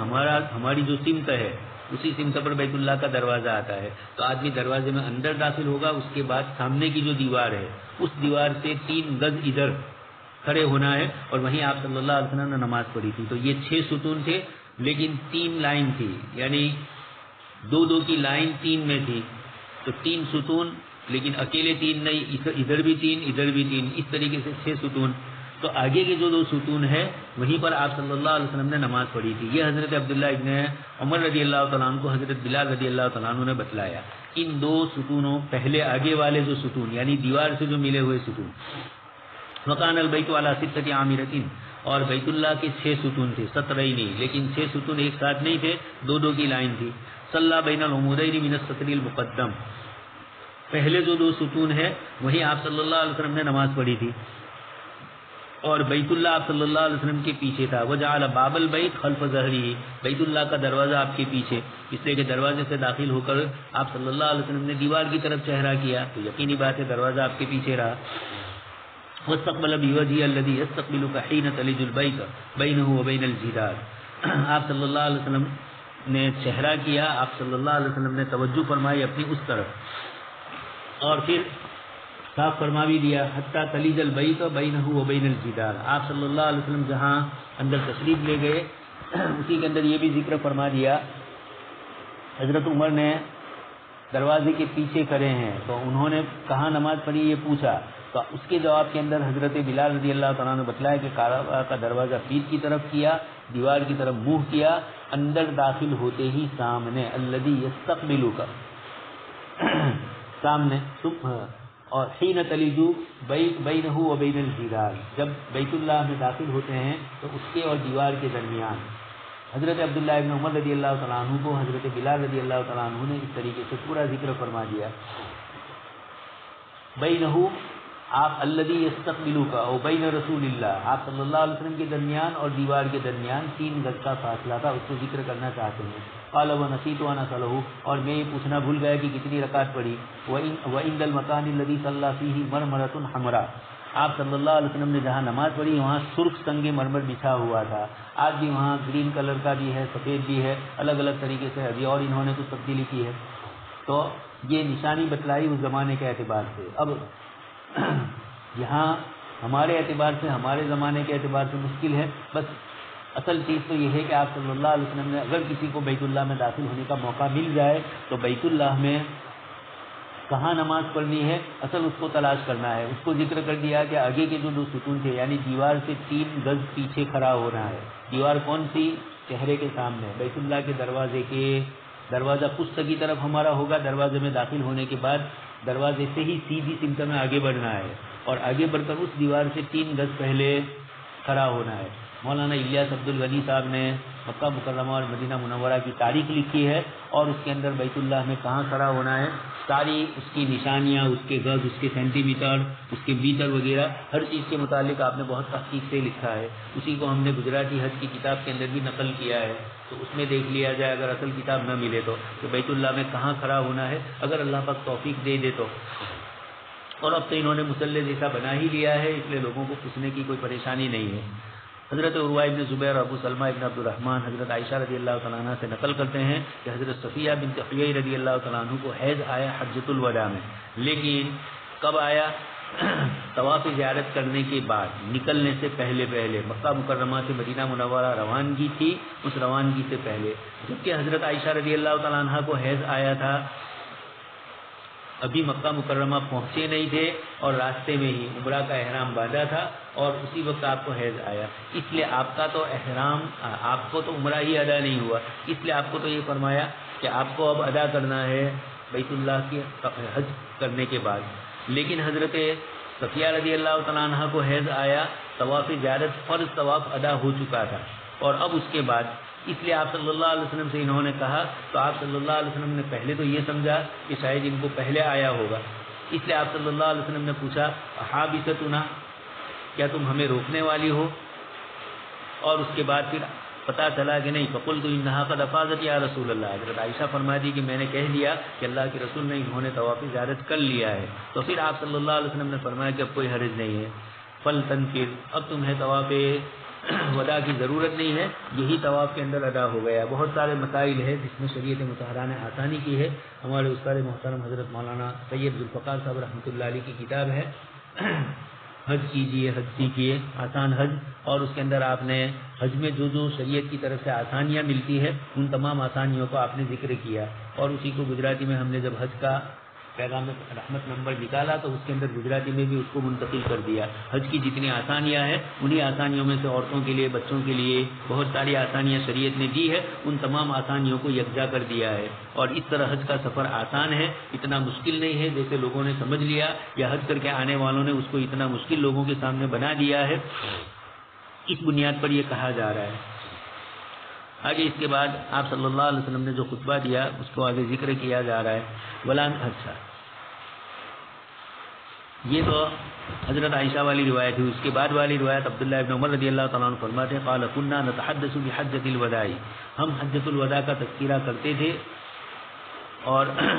یعنی کہنا یہ چاہتے ہیں کہ اس حج کو حجۃ الوداع تو بولا جاتا تھا، لیکن ہمیں یہ معلوم نہیں تھا کہ اس کو وداع کیوں بولا جاتا ہے۔ والنبی صلی اللہ علیہ وسلم بین اظہرنا، اور آپ صلی اللہ علیہ وسلم ہمارے درمیان میں تھے، لیکن اس حج کے بعد پھر آپ صلی اللہ علیہ وسلم کا جب انتقال ہوا تو پتہ چلا کہ اس حج کو حجۃ الوداع کیوں کہا گیا۔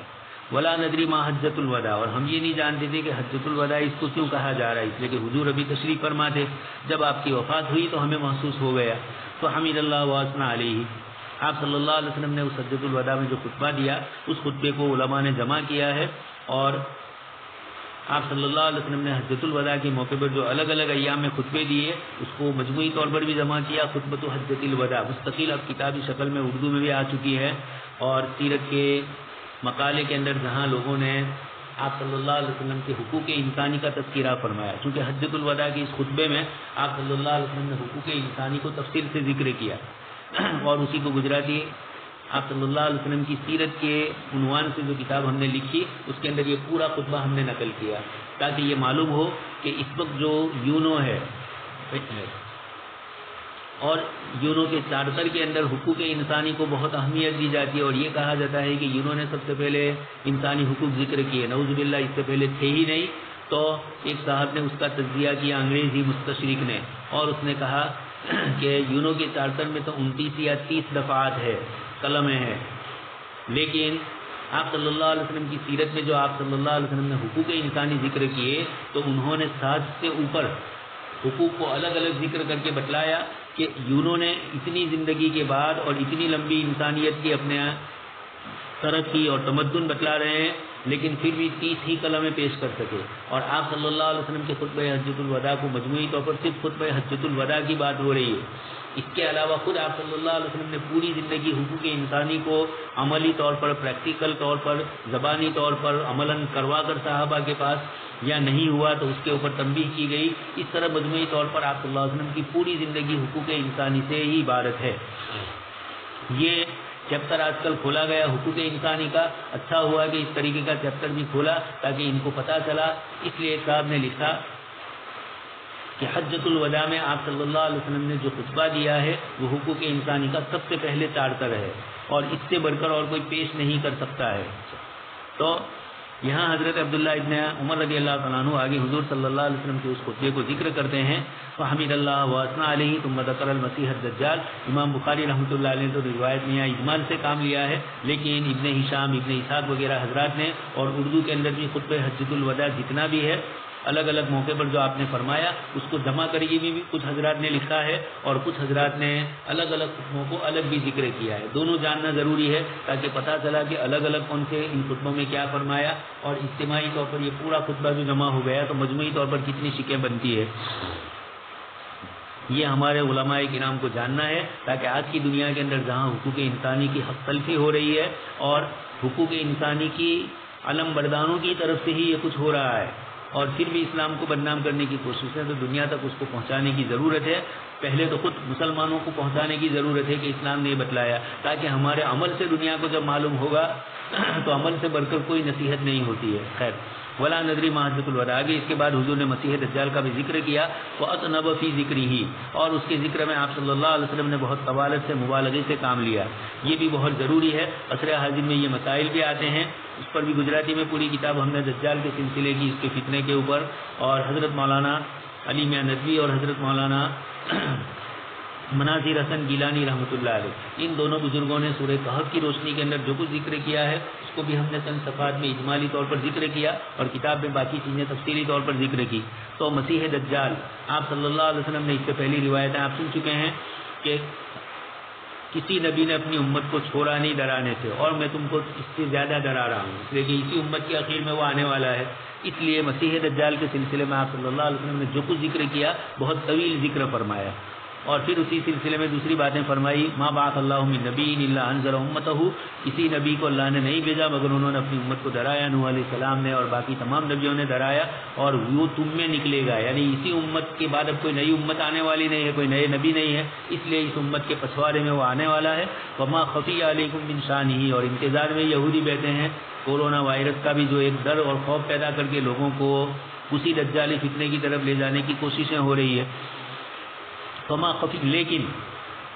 کتاب میں بھی ہم لکھ چکے ہیں اور ضروری ہے اہل علم کے لیے کہ امت کو اس طرح نہ ڈرایا جائے کہ نعوذ باللہ دجال کے فتنے کو لوگ اتنا بڑا سمجھے. یعنی دو چیزیں ہیں، ایک تو خود آپ صلی اللہ علیہ وسلم نے دجال کے فتنے سے اپنی امت کو ڈرایا، تو ایک تو فی نفسہ ہی دجال کی ذات ہے، اور ایک دجال کے چیلے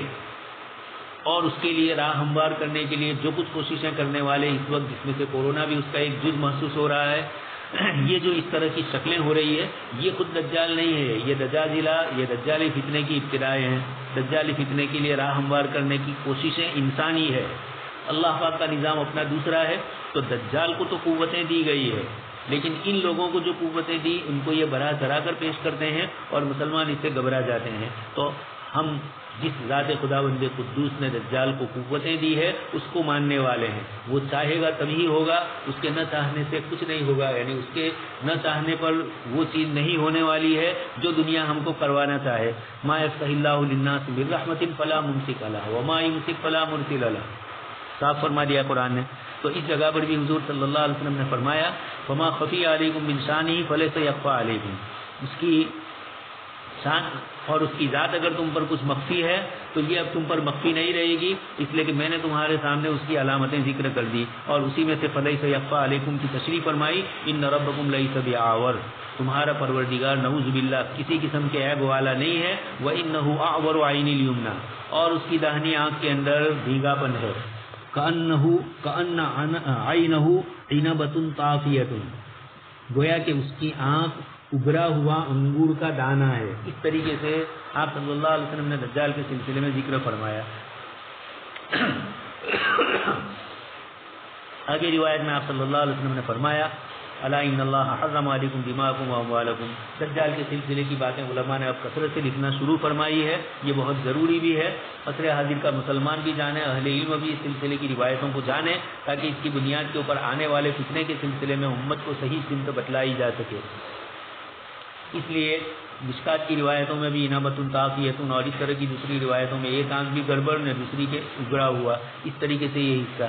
الا ان اللہ حرم علیکم دماءکم واموالکم، سن لو اللہ پاک نے تم پر آپس میں تمہارے خون اور تمہارے مال کو حرام فرمایا. ایک دوسرے کا خون بھی نہیں بہانا ہے اور ایک دوسرے کے مال کو بھی نہیں لینا ہے. کحرمت یومکم ھذا، جیسے کہ تمہارے آج کے اس دن کی حرمت ہے. اور فی بلدکم ھذا، تمہارے شہر کی حرمت. فی شہرکم، مہینے کی جو حرمت ہے. الا هل بلغت، حضور نے فرمایا صحابہ کو کہ کیا میں نے تمہیں پہنچا دیا؟ صحابہ نے فرمایا کہ جی ہاں. اس کے بعد آپ صلی اللہ علیہ وسلم نے فرمایا اللہم اشہد، 3 مرتبہ آپ صلی اللہ علیہ وسلم نے یہ جملہ فرمایا. پھر آپ صلی اللہ علیہ وسلم نے فرمایا ویلکم او ویحکم، دونوں جملے ہیں. انظروا لا ترجعوا بعدی کفارا، افسوس ہے. آپ صلی اللہ علیہ وسلم نے صحابہ کرام کو متوجہ فرمایا متوجہ ہو جاؤ، غور و فکر کی طرف جاؤ. لا ترجعوا بعدی کفارا، میرے بعد کافر ہونے کی حالت میں رجوع مت کرنا، واپس مت آنا. اور اسی کی تشریح فرما دی یضرب بعضکم رقاب بعض، تم میں سے بعض کی گردنیں مارے. یہ آپ صلی اللہ علیہ وسلم نے پہلے سے امت کو بتلا دیا تھا. لا ترجعوا بعدی کفارا کی تشریح علماء کرام نے فرما دی کہ یہاں یہ مراد نہیں ہے کہ صحابہ کرام ایک دوسرے سے نعوذ باللہ مقابلہ ہوگا تو کافر ہو جائیں گے، جیسے خوارج نے حضرت علی رضی اللہ تعالیٰ عنہ، حضرت معاویہ رضی اللہ تعالیٰ عنہ، حضرت عمرو بن عاص، اس قسم کے صحابہ کرام وغیرہ پر جو الزام لگائے ہیں یہ غلط ہے. یہاں جو فرمایا گیا کفر کی طرف رجوع، اگر آدمی حقیقت میں کافر ہو جاتا ہے تو کہا جاتا ہے، یا کسی کو قتل کرنا مومن ہونے کے باوجود وہ حلال سمجھ رہا ہے ایمان ہی کی نسبت سے، تو وہ کافر ہو جاتا ہے. اس لیے یہاں پر مراد کفر کے قریب پہنچنا یا مستحل کسی مسلمان کے قتل کو حلال سمجھنے والا ہو، یا مراد کفر سے کفران نعمت ہے، اسلام جیسی نعمت دی گئی اور اس کے خلاف، یہ سب چیزیں مراد ہے. اس لیے نعوذ باللہ صحابہ کرام کے مشاجرے جو کچھ بھی ہوئے، حاجی امداد اللہ رحمۃ اللہ علیہ نے فرمایا کہ مجھے اس پر اطمینان ہے کہ اللہ پاک کی طرف سے یہ تکوینی امر تھا جو ہونے والا تھا. یضرب بعضکم رقاب بعض، لیکن اس روایت میں آپ صلی اللہ علیہ وسلم نے امت کو بتلایا کہ آپس میں چھوٹے چھوٹے مسائل کی بنیاد کے اوپر جھگڑا اور اختلاف مت کرنا. وتذهب ريحكم، آیت کریمہ میں فرمایا تمہاری ہوا اوپر جائے گی. اس کے بعد والی روایت آپ صلی اللہ علیہ وسلم نے غزوہ فرمایا 19 غزوۃ، 19 غزوات، وانه حج بعد ما هاجر حجۃ واحدۃ. یہ تو سن ہی چکے ہیں 19 غزوات والا الگ الگ اختلاف ہے. 19 بھی ذکر کیے ہیں، 27 بھی ذکر کیے ہیں، اور 27 کی روایت کو حضرت علامہ سید سلیمان ندوی رحمۃ اللہ علیہ نے زیادہ پسندیدہ فرمایا، اور بھی دیگر سیرت نگار حضرات نے اردو میں بھی عربی میں بھی اسی عدد کو زیادہ ترجیح دی ہے. اس لیے اس کے اوپر علماء کثرت سے لکھ رہے ہیں، 27 کی تعداد کو ذکر کرتے ہیں. اسی سلسلے میں امام بخاری یہ روایت یہاں اس لیے لے آئے کہ پھر وہی حجۃ الوداع کا ذکر ہو رہا ہے. وَأَنَّهُ حَجَّ بَعْدَ مَا هَاجَرَ حَجَّةً وَاحِدَةً، ہجرت کے بعد ایک حج فرمایا. لم یحج بعدها حج، اس کے بعد کوئی حج نہیں کیا، وہی حجۃ الوداع ایک ہی حج فرمایا. ابو اسحاق فرماتے ہیں کہ مکہ میں اس سے پہلے ایک حج کیا تھا. اب یہ مستقل مسئلہ ہے کہ ہجرت سے پہلے آپ صلی اللہ علیہ وسلم نے کتنے حج فرمائے، مختلف اقوال ہے. اس روایت میں تو بتلا دیا کہ ایک ہے، لیکن دوسری روایتوں سے پتہ چلتا ہے کہ آپ صلی اللہ علیہ وسلم کی ہجرت سے پہلے 2 حج کا ذکر روایتوں میں آتا ہے. اسی طریقے سے حضرت جابر رضی اللہ تعالیٰ عنہ کی روایت میں جو 2 کا ذکر ہے تو وہ بھی 2 اس لیے کہ 12 اور 13 نبوی میں آپ صلی اللہ علیہ وسلم بیعت عقبہ اولا اور بیعت عقبہ ثانیہ، اس میں آپ صلی اللہ، اور یہ عقبہ جو آیا یہ مینا ہی میں ہے. یہ اس بات کی دلیل ہے کہ آپ صلی اللہ علیہ وسلم حج کے دنوں میں مدینہ منورہ سے آنے والے حضرات کو اسلام کی دعوت دے رہے تھے، تو وہ آپ صلی اللہ علیہ وسلم بھی حج میں شریک تھے. لیکن دیگر محدثین فرماتے ہیں کہ حج یہ شعار میں سے تھا، اور مکہ والے حج کی خدمات کو اپنے لیے قابل فخر سمجھتے تھے. تو جب جاہلیت میں یہ حال تھا تو اللہ کے نبی صلی اللہ علیہ وسلم یعنی جاہلوں کا یہ حال تھا، تو یقینی بات ہے کہ بلوغیت کے بعد بلکہ بچپن سے ہی قریش اور اس میں بھی پھر وہ خاندان جن کو الگ الگ قسم کی خدمتیں، جن کی ذمہ داری جنہوں نے سمجھی تھی، اس لیے یقینی بات ہے کہ آپ صلی اللہ علیہ وسلم نے حج فرمائے ہوں گے. لیکن دین اور شریعت آپ صلی اللہ علیہ وسلم کی نبوت کے بعد والے اعمال کو بنیاد بنایا گیا، اس لیے اس کا یہ نہیں معلوم ہو سکا یعنی لوگوں کو کہ کتنے کیے تھے. حج ہجرت کے بعد والا حج ہے، اس کو ذکر ضرور کیا، اس لیے یقینی بات ہے کہ بہت سارے آپ صلی اللہ علیہ وسلم نے حج فرمائے ہوں گے. آگے والی روایت حضرت جریر رضی اللہ تعالیٰ عنہ فرماتے ہیں آپ صلی اللہ علیہ وسلم نے حجۃ الوداع کے موقع پر حضرت جریر سے فرمایا استنصت الناس، لوگوں کو خاموش کرو، لوگوں کو چپ کرو. فقال لا ترجعوا بعدی کفارا، حج کے موقع پر حجۃ الوداع اتنا بڑا مجمع تھا، اس لیے یقیناً کچھ نہ کچھ آوازیں بڑھ رہی ہے. ہمارے زمانے کی طرح لاؤڈ اسپیکر نہیں تھے کہ اس کے اوپر اعلان کر کے لوگوں کو خاموش کیا جائے. تو یہی صحابہ کرام تھے جن کی آوازیں ماشاءاللہ پہنچتی رہتی تھی، تو ان کو آپ صلی اللہ علیہ وسلم نے حکم دیا فقال لا ترجعوا بعدی کفارا، اس میں بھی وہی الفاظ ذکر فرمائے. اس کے بعد والی روایت آپ صلی اللہ علیہ وسلم نے فرمایا زمان قد استدار کہیئتی یوم خلق اللہ السماوات والارض. یہ جملہ پہلے میں عرض کر چکا ہوں کہ عرب کے مشرکین نے حرمت والے جو 4 مہینے ہیں ان مہینوں میں ادھر ادھر اپنی طرف سے گڑبڑ کر دی تھی. جب چاہتے، جیسے ہمارے یہاں ہے، یہاں تو خیر ان کے یہاں تو دوسری وجہ سے ہے، गुजराती में मसल मशहूर है, दुकाल ने वरक अधिक मास, ये कभी 12वें को डबल कर देते हैं, यानी 15-15 दिन के जो इनके यहाँ सूद और वध है वो तो है ही, इसके साथ मजीद एक 15 दिन बढ़ा देते हैं, क्योंकि इनका भी हमारी तरह सान के ऊपर हिसाब है। इसलिए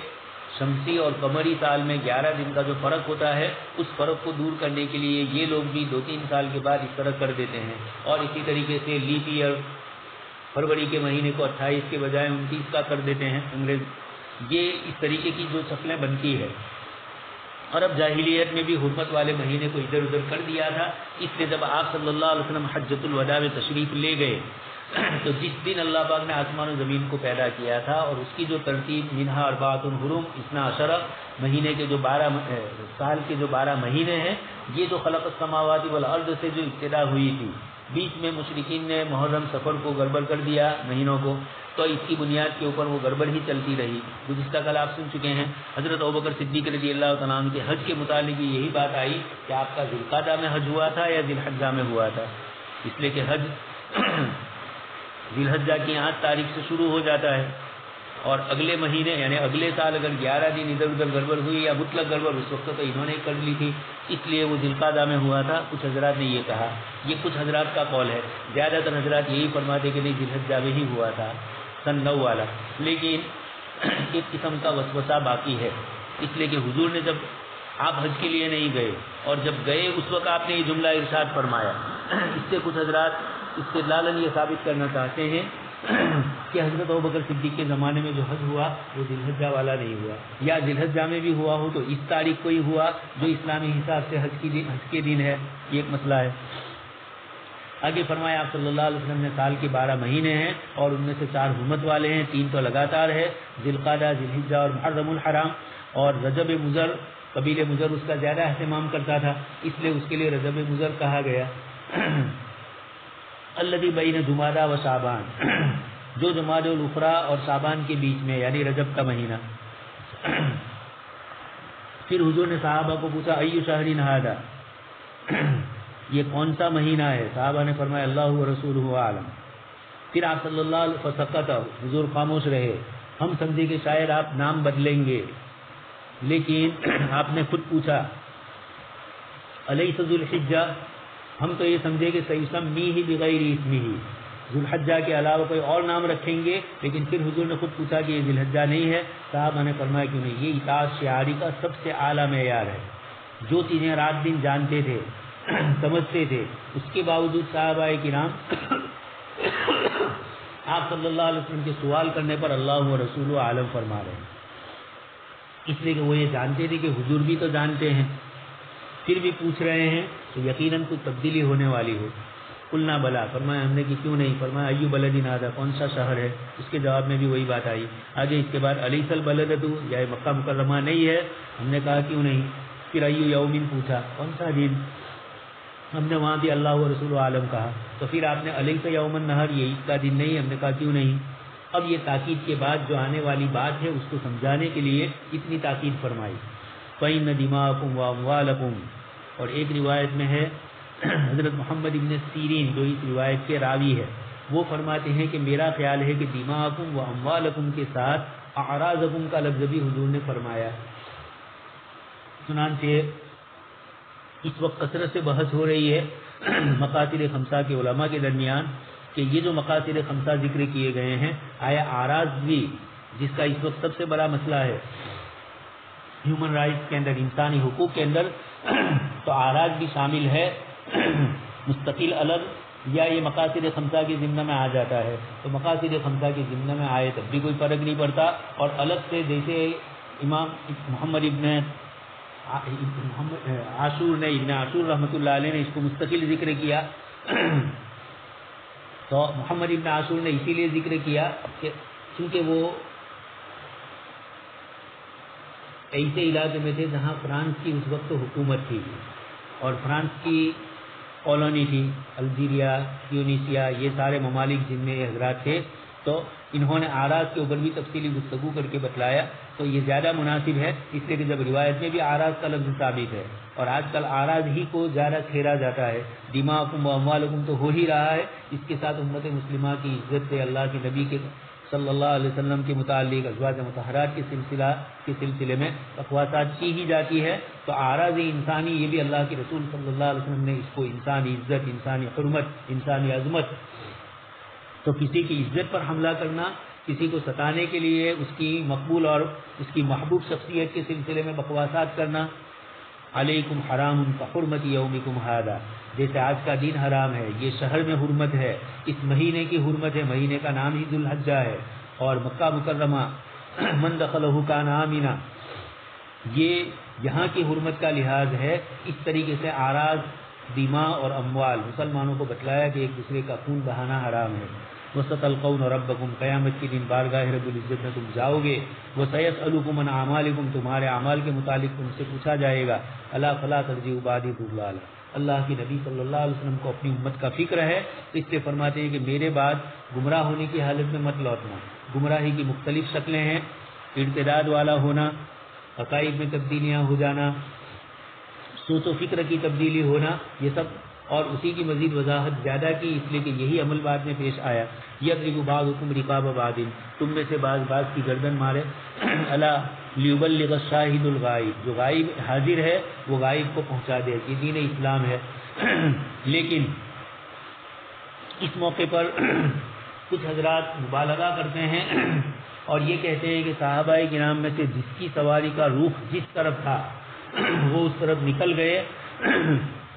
جبکہ روایتوں سے معلوم ہوتا ہے کہ حجۃ الوداع ادا کرنے کے بعد صحابہ کرام کا بڑا مجمع حضور صلی اللہ علیہ وسلم کے ساتھ مدینہ منورہ واپس آیا۔ جن کو آپ نے بھیجا تھا جن جن کاموں کے لیے وہ تو گئے ہوں گے، لیکن عمومی طور پر یہ کہہ دینا، یہ کوئی اپنے مطلب کو یا اپنی بات کو ثابت کرنے کے لیے احادیث مبارکہ میں اس طرح کی قطر بیوت کرنا یہ زیادہ مناسب نہیں ہے۔ الا لیبلغ الشاہد الغائب، حضور نے فرمایا یہ دین اسی طرح چلے گا کہ حاضر آدمی غائب کو پہنچائے گا۔ ایک تو حضور اس کا ہوتا ہے مجلس میں حاضری کا، اور ایک ہوتا ہے علم کے ساتھ حاضری کا۔ تو لینذروا قومہم، اپنی قوم کو جب لوٹیں گے وہ، لیتفقہوا فی الدین ولینذروا قومہم اذا رجعوا الیہم، اپنے اپنے مقامات پر، اپنے اپنے علاقوں میں یا جہاں ملازمت ہو رہی ہے، ولینذروا قومہم میں یہ سب شامل ہے۔ فلعل بعد من یبلغہ ان یکون اوعی لہ من بعد من سمعہ، آپ صلی اللہ علیہ وسلم فرماتے ہیں کہ جن کو بات پہنچائی جاتی ہے یہ کبھی کبھار زیادہ محفوظ رکھنے والے ہوتے ہیں ان لوگوں کے مقابلے میں جس سے انہوں نے سنا ہے۔ شاگرد استاد سے بڑھ سکتا ہے، اس طرح کی روایتیں بھی آئی۔ روایت نقل کرنے والے کو خود یاد نہیں رہا کہ میں نے یہ روایت نقل کی، اور شاگردوں نے کہا کہ آپ یہ روایت بھول گئے۔ ذخیر احادیث میں حضرت ابو ہریرہ کے متعلق صرف ایک روایت کے متعلق آتا ہے، مستشرقین نے اس کو بھی بہانہ بنایا، اور کسی طرح حضرت ابو ہریرہ رضی اللہ تعالیٰ عنہ کی روایت کو نقل کرنے کے سلسلے میں اشکالات کیے۔ حضرت ابو زہرہ مصری رحمۃ اللہ علیہ الحدیث والمحدثون میں، اور حضرت مفتی تقی صاحب نے حجیت حدیث اور دوسرے اپنے مضامین کے اندر اس مسئلے کو بھی ذکر فرمایا، اور آپ نے صاف فرمایا۔ اسی میں ایک بڑے عالم ہے، ان کا یہ کہنا ہے کہ یورپ کی عادت ہے کہ معمولی واقعے سے غیر معمولی استدلال کرنا۔ مستشرقین نے جو گڑبڑیں کی، ایک ضعیف سے ضعیف روایت یا ادھر ادھر روایتوں کو ملایا، صاف روایت سے بھی معلوم نہیں ہو رہا ہے تو دو تین روایتوں کو کاٹ چھانٹ کے ملاتے ہیں، اور ملانے کے بعد اپنے مطلب کو حل کرنے کے لیے کچھ اور چیزوں کی تمہید قائم کرتے ہیں اور کسی طریقے سے اس کو ذکر کرتے ہیں۔ اب حضرت ابو ہریرہ رضی اللہ تعالیٰ عنہ کے متعلق فرماتے کہ کبھی کبھار وہ ہنسی مذاق کی بات کرتے تھے، تو یہ تو انسانی طبیعت میں ہے، کون نہیں ایسا، لیکن اس سے یہ استدلال کرنا کہ نعوذ باللہ حضرت ابو ہریرہ رضی اللہ تعالیٰ عنہ جب ہنسی مذاق کرتے تھے تو باتوں میں بھی، روایتوں میں بھی ہنسی مذاق کر لی ہوگی، یہ ہے معمولی واقعے سے غیر معمولی استدلال۔ یہ اس طرح کی چیزیں ان کے یہاں ہے۔ خیر، تو اس روایت کے اندر آپ صلی اللہ علیہ وسلم نے یہ بھی فرمایا کہ شاگرد دین کی باتوں کو پہنچاؤ جس تک پہنچی۔ اب یہ بھی ہے کہ ایک تو اوعا ہے، اور دوسری بات یہ ہے جیسے خود حضرت عبداللہ ابن عباس، حضرت عائشہ صدیقہ رضی اللہ تعالیٰ عنہ، یہ حضرات چھوٹی کم عمر کے تھے اور انہوں نے علم کو حاصل کیا، اور اللہ پاک نے ان کو، حضرت عائشہ رضی اللہ تعالیٰ عنہ بھی ماشاءاللہ حضور کی تشریف پوری کے بعد ایک لمبی مدت تک زندہ رہی۔ حضرت عبداللہ ابن عباس رضی اللہ تعالیٰ عنہ کو بھی اللہ پاک نے عمر کے اس حصے تک پہنچایا کہ اب یہی حضرات تھے جن سے لوگ علوم حدیث حاصل کرنے جا رہے تھے. اور پھر حضرت عائشہ کی روایت ہیں آپ صلی اللہ علیہ وسلم کے گھر کے مسائل جو، اور جب نبی کی ذات کو مکمل نمونہ بنایا ہے تو نمونے میں کوئی چیز مخفی نہ ہو. نبی کی زندگی کا ایک بڑا وہ حصہ جو آپ نے ازواج مطہرات کے پاس گزارا اور اس حصے کے اندر آپ نے کیا عمل کیا وہ معلوم نہ ہو، تو عورتوں کو دین کے مسائل، شوہروں کے ساتھ بیوی کو کیسے رہنا اور شوہر کو بیوی کے ساتھ کیسے رہنا، یہ مسائل سماجی زندگی کے نبی ہی کی ذات سے عمل میں ان کے ازواج مطہرات کے ساتھ جو پیش آیا یا ازواج مطہرات کی طرف سے حضور کے ساتھ جو معاملات پیش آئے اس کو ذکر کرنا. اور پھر وہ زندگی کے دوسرے تمام مسائل بھی ذکر کیے گئے، وہ روایتیں حضرت عائشہ نے محفوظ رکھی. تو یہ طلب عزیز کو اس بات کی طرف متوجہ کر رہے ہیں کہ خود بھی اس کو یاد کیا جائے اور اللہ کے بندوں تک اس کو پہنچایا جائے. ہو سکتا ہے کہ آپ بھول جاؤ لیکن آپ کا شاگرد وہ روایت یاد رکھے، وہ مسائل یاد رکھے اور صدقہ جاریہ آپ کے لیے ہو جائے. فقال محمد اذا ذکرہ، حضرت محمد ابن سیرین رحمۃ اللہ علیہ جب اس روایت کو ذکر کرتے تھے تو ساتھ میں یہ بھی فرماتے تھے صدق محمد، آپ صلی اللہ علیہ وسلم نے سچ فرمایا. کچھ لوگوں نے کہا کہ یا تو ہو سکتا ہے کہ ضمیر کا مرجع آپ صلی اللہ علیہ وسلم کی طرف لوٹے، یا یہ کہ خود اپنے لیے کہتے ہیں کہ یہ روایت جو میں نے تمہیں سنائی بڑی تیقظ اور بیداری کے ساتھ میں نے یہ روایت اپنے اساتذہ سے سنی ہے اور صدق محمد، اور میں سچ کہہ رہا ہوں. لیکن محدثین نے زیادہ تر پہلے والا مفہوم یعنی آپ صلی اللہ علیہ وسلم نے سچ فرمایا. یہ محمد ابن سیرین اپنی طرف سے یہ جملہ بڑھاتے تھے. جیسے آپ سن چکے ہیں کتاب اللہ کی آیات میں آتا ہے علیہ صلی اللہ بأحکم الحاکمین، اور وہی روایت میں آیا کہ جب یہ آیت پڑھو تو ساتھ میں تم یہ بھی کہو. تو یہاں پر آپ صلی اللہ علیہ وسلم جب ان روایتوں کو ذکر کر چکے تو حضرت محمد ابن سیرین فرماتے ہیں کہ جتنی باتیں آپ نے فرمائی صدق محمد، اس روایت میں ہے وہ بھی، اور جتنی اور دوسری ذخیرہ احادیث میں آپ صلی اللہ علیہ وسلم کی طرف صحت کے ساتھ جو سند منقول ہے اور آپ صلی اللہ علیہ وسلم کی باتیں ہیں، ان سب میں صدق محمد. جیسے کچھ صحابہ کرام کی عادت تھی الصادق المصدوق کا لفظ بڑھانے کی، اور میرے محبوب اور میرے حبیب اور میرے خلیل صلی اللہ علیہ وسلم نے یہ فرمایا. اس طریقے سے ہم بھی جب روایت نقل کریں تو جیسے ہم لوگ صدق اللہ مولانا العظیم و صدق رسولہ النبی الکریم بولتے ہیں خطبے کے اندر، یہ بھی اسی چیز کی طرف اشارہ ہے کہ جو کچھ باتیں ہم نقل کرتے ہیں یہ بالکل صحیح سند کے ساتھ ہم تک پہنچی ہے. اس لیے جب صحیح سند حضور تک پہنچ گئی اور آپ الصادق المصدوق ہے تو پھر آپ صلی اللہ علیہ وسلم کی طرف منسوب باتیں بھی آپ ہی کی طرف منسوب سمجھی جائے گی. ثم قال، پھر حضور نے فرمایا الا هل بلغت، 2 مرتبہ آپ نے فرمایا، سن چکے ہیں آپ روایت میں. ان اناس من اليهود قالوا، کچھ یہودیوں نے، کچھ روایتوں میں ہے کہ حضرت عبداللہ ابن سلام نے کہا، اور کچھ روایتوں میں ہے کہ دوسرے کچھ یہودیوں نے حضرت عمر ابن خطاب رضی اللہ تعالیٰ عنہ کی مجلس میں یہ کہا لو نزلت هذه الآية فينا لاتخذنا ذلك اليوم عيدا، اگر یہ آیت ہم یہودیوں کے لیے نازل ہوتی تو ہم اس دن کو عید کا دن مناتے. حضرت عمر رضی اللہ تعالیٰ عنہ نے فرمایا کہ تم ہم سے زیادہ نہیں جانتے ہو. ایت آیتین، کون سی آیت؟ تو انہوں نے کہا الیوم اکملت لکم. اس لیے حج کو بھی حج اکمل بھی کہا گیا اس آیت کے شان نزول کے اعتبار سے. فقال عمر، حضرت عمر رضی اللہ تعالیٰ عنہ نے فرمایا انی لعالم ای مکان انزلت، تم ہمیں کیا کہنا چاہتے ہو، ہم خوب اچھی طریقے سے جانتے ہیں کہ کس جگہ پر یہ نازل ہوا. ہم سے یہ چیز مخفی نہیں رہی ہے. ہم نے حضور کے ہر عمل اور حضور کی ہر صفت اور ہر کیفیت کو ہم نے محفوظ رکھا ہے امت نے. چنانچہ آگے بتلایا کہ ہم جانتے ہیں انزلت و رسول اللہ صلی اللہ علیہ وسلم واقف بعرفۃ، یہ آیت نازل ہوئی اور آپ صلی اللہ علیہ وسلم عرفات کے میدان میں تھے. عرفہ کا دن تھا، روایتوں میں ہے عصر بعد کا وقت تھا، واللہ عالم. اور حج کی روایتوں میں حج کی روایتیں جب آتی ہے تو وہاں محدثین یہ بھی ذکر کرتے ہیں کہ شاید وہ جمعہ کا دن تھا. جیسے آپ سنی چکے ہیں حجۃ الوداع کے سلسلے میں آپ صلی اللہ علیہ وسلم نے جو حج فرمایا تو یہ اتفاق سے وہ جمعہ کا دن ہی تھا، 9 ذی الحجہ. حضرت عائشہ رضی اللہ تعالیٰ عنہ آگے کی روایت میں فرماتی کہ ہم لوگ حضور صلی اللہ علیہ وسلم کے ساتھ نکلے ومنا من حل بعمرۃ. گویا حضرت عمر نے فرمایا کہ یہ امت اپنی ذمہ داری کو زیادہ جانتی ہے، اسی لیے لکل قوم عید وھذا عیدنا، ہر قوم کی عید ہوتی ہے اور ہماری یہ عید ہے. اور کیا عید ہے؟ حضرات محدثین اور علماء تصوف نے یہ فرمایا کہ عجیب بات ہے، عام دنوں میں تو اذان ہوتی ہے تو مسجد میں جاتے ہیں، لیکن عید کے دن 5 کے بجائے 6 نمازیں ہو رہی ہے اور عید کی نماز کے لیے اذان ہی نہیں ہو رہی ہے. گویا بلانے کی ضرورت نہیں ہے، مشق اتنی ہو گئی پورے رمضان کے مہینے یا ذی الحجہ کے 9 دنوں کے اندر عبادتیں والفجر ولیال عشر میں کہ اب بندہ خود ہی جا رہا ہے بلائے بغیر اور اپنی خوشی کا اظہار سب سے پہلے دوگانا اور خطبے کے ذریعے کر رہا ہے. اللہ پاک کی حمد و ثنا کے بعد اب وہ اپنی عید کی خوشی مناتا ہے. تو حضور نے فرمایا کہ بالکل خوش کبھی ہم نہیں ہیں اور بالکل ناچ گان اور جشن کی مجلسوں ہی کے اندر گم نہیں ہے. ہم اپنی ذمہ داریوں کو بھی سمجھتے ہیں اور کچھ خوشی کے مقامات اور خوشی کی چیزیں ہیں کھانے پینے کی چیزوں میں ایک دوسرے کی ملاقات ایک دوسرے کے ساتھ حسن سلوک یہ جتنی بھی چیزیں ہیں ان تمام چیزوں کی گنجائش بلکہ اس کی طرف فضیلت اور محبوبیت ذکر کی گئی اس کی. اسی لیے صدقۃ الفطر پہلے نکلوایا گیا. عید کے دن اپنی قربانیوں میں غربا کو یاد رکھنے کی آپ صلی اللہ علیہ وسلم نے فرمایا. حضرت عائشہ رضی اللہ تعالیٰ عنہ فرماتی ہے خرجنا ہم لوگ آپ صلی اللہ علیہ وسلم کے ساتھ نکلے ومنا من حل بعمرۃ ومنا من حل بحجۃ ہم میں سے کچھ وہ تھے جنہوں نے صرف عمرہ کی نیت کی تھی. مراد وہی تھی جو پہلے سن چکے آپ کہ پہلے تو حج کی نیت سے نکلے تھے لیکن پھر ساتھ میں بدنا نہیں تھا تو ان کو صرف عمرہ کرنا تھا. ومنا من حل بحجۃ اس لیے روایت کی تعبیر ہے.